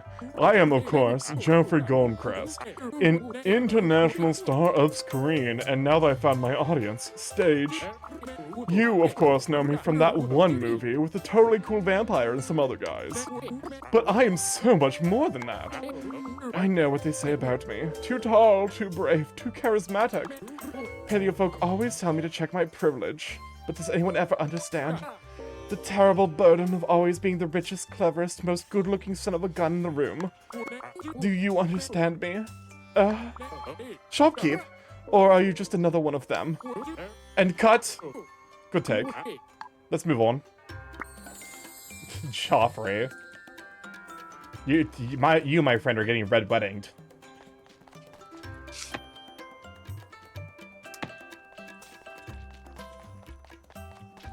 There's like so much shit I gotta do. But yeah, no. Cause like gold has a meaning primarily just because it's hard to get. It's rare, and like mining it's actually like a huge pain in the ass and like leaves a substantial like trail of problems. Wait. Oh, hello. Who are you? Hey, nice. You guys get it? Just straight up rocking out. Huh? Who are you? Starky the shopkeeper. Cool. Can I help you with something? What's up, Chris? PSST hey. I cast Cyclonic Rift. Do you pay the one? Do you pay the one? Do you pay the one? Counterspell. Hit counterspells it. And then you got to mint it, but then you got the problem people melting it down and mixing in less and less gold, which drops the value. Yeah.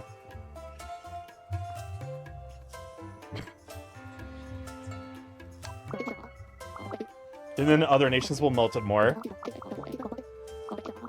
My name? Yeah. My name? I'm Pepper. Yeah, just Pepper. Never really get gelled with soy name. Seems like such a drag. I'm a drummer who runs an anti-establishment hardcore punk ass, so make sure you've got what it takes to hang before you get all chummy with me. Now, if you don't mind, kind of busy here. Yeah, hardcore. She's cute.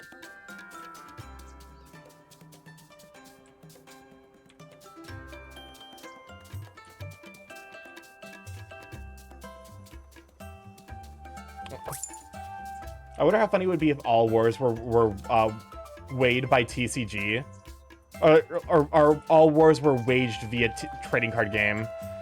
I mean, it's kind of like the what's the show called that like became like basically a genre defining like thing. I can't remember. No Game No Life. That's it. Apparently, there's been a lot of shows that are very similar to No Game No Life. Ma maison? You, Starky, zut alors. Your generosity knows no bounds. Merci beaucoup. And now I take a tentative step closer to making it a reality. The place where I may express my individuality and supply others with that they might express their own. Oh no, he's French. Others like yourself. At this place, you may purchase my wares, grand items of all kinds, and save yourself both time and perspiration. Actually, I have an idea for what I want to do. Fantasy game politics is always fun. freeing yourself from the aspects of pratiques, l'aspect des pratiques, so that you may focus instead on the act of creation. This place, it will be a star en permanence, killing with kindness. Everyone make sure to not send this to anyone French, they will destroy Starky. But while I am unpacking my possessions and foraging for stock, why is it sneaking? I shall be unable also to work on the stone, no? Aha! Un bonne idée. Then Starky, we have an accord. Why is the mammoth French? It's a good question. The thing is, I have because we have a French mammoth, but also we have a German. Hold up, what the fuck are you? Archaeopteryx.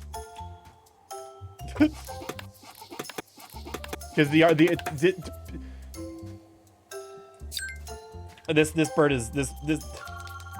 Ah, you built this just for me? I never thought I'd see the day. I heard it was impossible for younger folk like me to get on the housing ladder. Okay, how I have to like remind myself how the fucking German accent goes. It's very, very okay, but why French of all things? There's Australian dinosaurs. They just want to represent different nationalities, I think. Sorry, I shouldn't cry. I'm not a baby anymore. That being said, I could really do with even more of your help, Starky. If I'm honest, I'm a little nervous about exploring the island all by myself just yet. If you could go grab me a few things while I set up on the rest of my home, I would really appreciate it. Just if Mama calls and asks, I did it all by myself, okay? I'm trying not to depending on how bad it is, I will send this to Schraub. Just say wunderbar. To be fair, like the German accent's like actually like I just scream Oktoberfest between every line.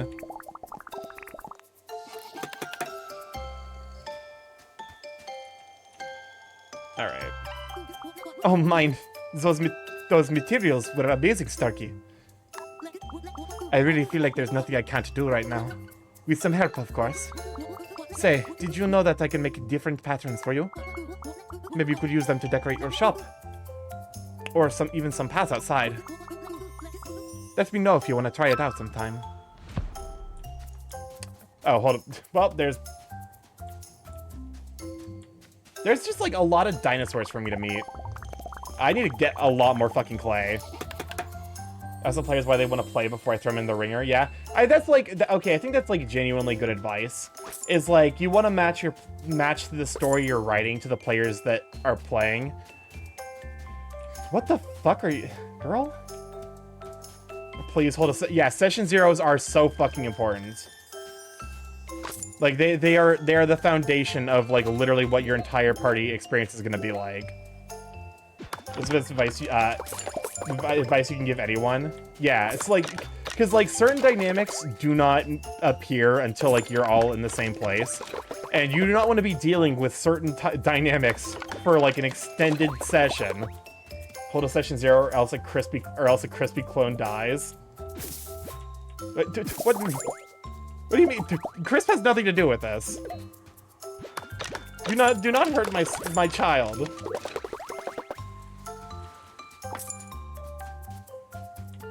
Crispy's Tavern, a D&D. Oh, okay. That makes sense, actually.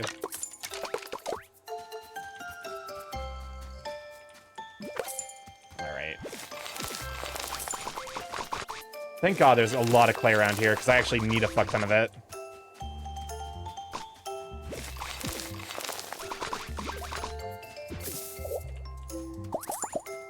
It's actually like becoming increasingly a pain in the ass to fill up my inventory. Why is my brain telling me to get on a toxic game? Is your brain telling you to play Dead by Daylight?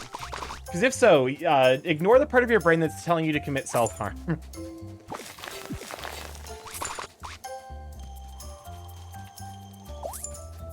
I've never been there for session 0. I usually show up 5 to 10 minutes.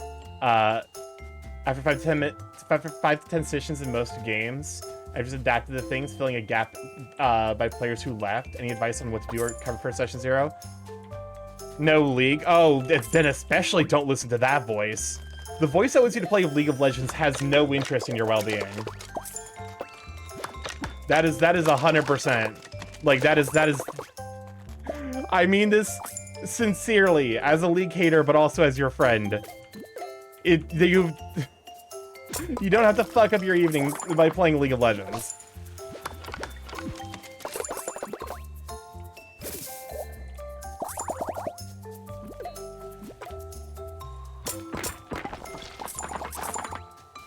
Big question. Why would you play League of Legends?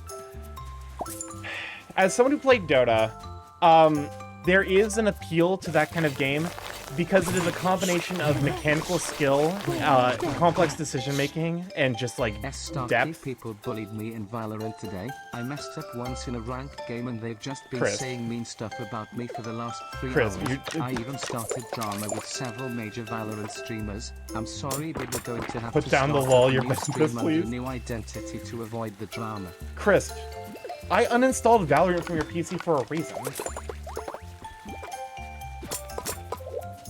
But you know, like, as fucked up as the, like, MOBA genre can be, there actually, like, are extremely, like, there are genuinely, like, compelling reasons to play them. There's a part of my brain that tells me to watch Italia. I think that might be worthy of a lobotomy, I'm not gonna lie.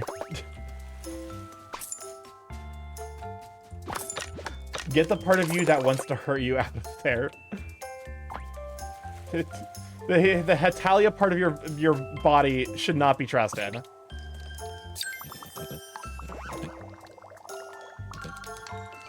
So Kasa gets a beak lobotomy, but not me? Yes. Because he doesn't ask for it. Alright.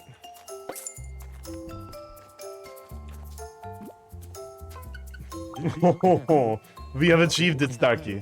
Killing with kindness is here. Do you not feel invigorated, knowing that you are not limited by time or distance in what you can create? Lay down your shovel. Call to your mules. On the way to the clay. Mama didn't glaze no fool is wild. I think all of chat needs a lobotomy, Starky. I sometimes wonder. Alright, more friends. Oh, the island's beauty is just filling my head with inspiration, Amish. The colors, the lights, the movement. Oh, it's just utter perfection. And let's not forget about you. Why, your complexion, your silhouette, full of zest and vigor for life. Gail Glamourclaw, stylist and fashion. Oh wait, is Amish? I'm assuming is Italian. I don't want to be game ended by Goldie. I'm not gonna try an Italian accent. It's me, Gail Glimmerclaw. Bada bing. Style and fashion designer. A pleasure to meet you, and who might you be? Oh, I see you're Starky, the owner of Starky's Lab, that I've heard so much about. Well, darling, it's been just a wonderful chit-chatting with you, but I'm afraid I must depart from my sketchpad once more. What I wouldn't give to have a fellow fashion enthusiast to show my designs to. I just need to stay off of League and stay clean before I relapse again. Sincerely, delete League of Legends from your PC. Kindly, do it. It's like, why is Gale serving? It is literally for your own benefit. I promise you, you will feel so much better with your life and in general when you delete League of Legends. If I want to play TFT, there's like so many auto battlers nowadays. You can find a better alternative.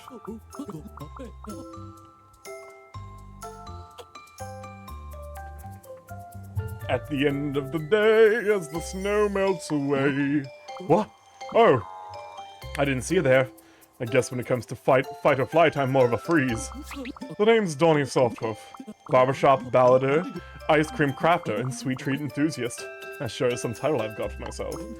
And you're Starky, the brain behind Starky's lab. A pleasure to meet a fellow merchant. Maybe there's a collaboration in there somewhere between our two businesses. You make some lovely furniture, and I make an ice cream inspired by your wonderful crafts. Well, anyway, Starky, I'd best be moseying on. We've got rehearsals tonight, and I'm not going to be the soft scoop of the ball. Just remove all context. Am I no more MOBAs or competitive shooters? I'm sober. I sincerely think that, like, competitive video games, like, genuinely bring out the most toxic aspects of people, and I don't know why. Like, and this is someone who fucking, I didn't play competitively, but I do play a lot of, like, platform fighters, and, like, I play Skullgirls. Starky, will there be a tabletop sim Magic the Gathering stream someday? Maybe. StarkyMorph. It's a meat. Listen, there's certain like phrases that I use to reset like my understanding of how accents go. And it's a me is definitely the one for Italian. I recognize that. That is a deep personal flaw. Will there be a stream for a certain card game? I might play Magic the Gathering on stream. That might be like a fun collab thing to do at some point. Hold up. What is my inventory? Oh, those are berries. Do you like this? Do you like this? What? Well, Listen, the Italian voice wasn't that bad, was it? Not that card game? The haha funny card game? I have no clue what you're talking about. Like, Cards Against Humanity? I don't know, like... I feel like I've, like, reached a tabletop commander night. I feel like I've reached, like, critical burnout with, like, Cards Against Humanity, Uno. Oh, that's right. That's right, never mind. I see now. I see now what you're getting at. Don't worry. You'll know when it's time to play. I just remember my 300-something hours on DVD. I can't complain because I have, like, 2,800 hours in Dota. Please don't make Starky have to play against an AI chomper. He's just a little borb. Did the AI in Uno cheat or something? The AI cheat in Uno? Well, there you go. Asking you shall receive an answer. But yeah, no. Sorry, I just checked. I have exactly 400 hours. That's actually kind of wild. I think a game I want to spend more hours in is Factorio. I think that's like a game I genuinely like. There's like certain games where I'm like, I don't want to be spending fucking like 400 hours playing this game. I think Factorio is genuinely the kind of game where I'm like, I don't mind if I spend like 1,000 hours in this game. Time to get Barbara. She will teach Starky the meaning of pain. Has everyone here played Uno online except for me? You are the one with Uno. I don't have Uno. I sincerely thought I didn't have Uno, but I was mistaken. No, they like reversing into each other into winning so that you can't even play. That sounds fucking miserable. Low key. All right.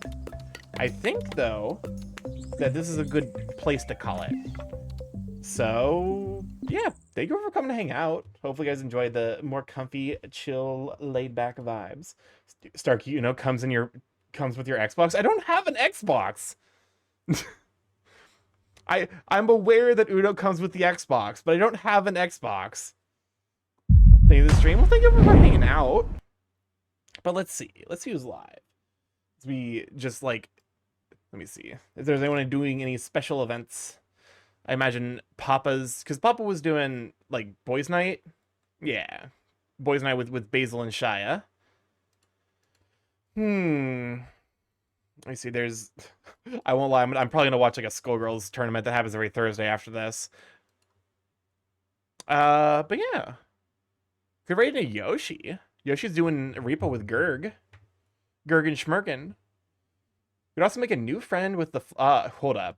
I know we're raiding. Because it's also Ben Ahmed, and they were here earlier. Let's raid Red. All right. Yeah, this is good stuff. Because we're gonna by biased. All right, start the not. I hit caps lock at some point. Your Uno comes with Xbox.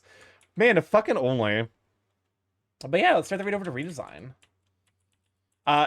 Very, very like comfy 3D modeling hours. I need to reach out to a 3D modeling friend, either redesign, Jaren, or Red Dragoon about figuring out how model stuff works. But anyways, if this is your first time here, I'm StarkyMorph, Big Gay Chaos Crew Internet, where I stream live every Monday, Tuesday, Thursday, Friday from 7 to 10 p.m. EST. Mostly I play indie games like this one. Every Tuesday and Friday we've been learning art, so gotta catch y'all later, gonna read Homestuck. But yeah, if you'd like to stay up to date with the streaming code when we're going live, Blue Sky is the place to be. I post on there going live messages, art that I make, art that I get commissioned, general ramblings. I need to be better at posting food pictures. Occasionally you will see one of my friend's cats. I've done that before and I'll do it again. You can't fucking stop me. But yeah, so that's Blue Sky. I also have a YouTube if you'd like to catch up on the VODs there, see what all we've been up to. And then I got a Discord if you can pop in there, say hi to all the sweet beans, see the Chris Conto Sweet Beans post. All right, I'm gonna send you all over to Red. Notably, tomorrow I will not be live. I will be supporting Radical Mari, who is doing a collab. I don't know. Is doing like a special event thing where she's playing through mouthwashing with a bunch of her voice actor friends, and I'm really, really excited. So expect me to post about that in the Discord to let you guys know that she'll be live then. Anyways, I love you guys to bits. I will catch you Monday for more Factorio. All right, bye.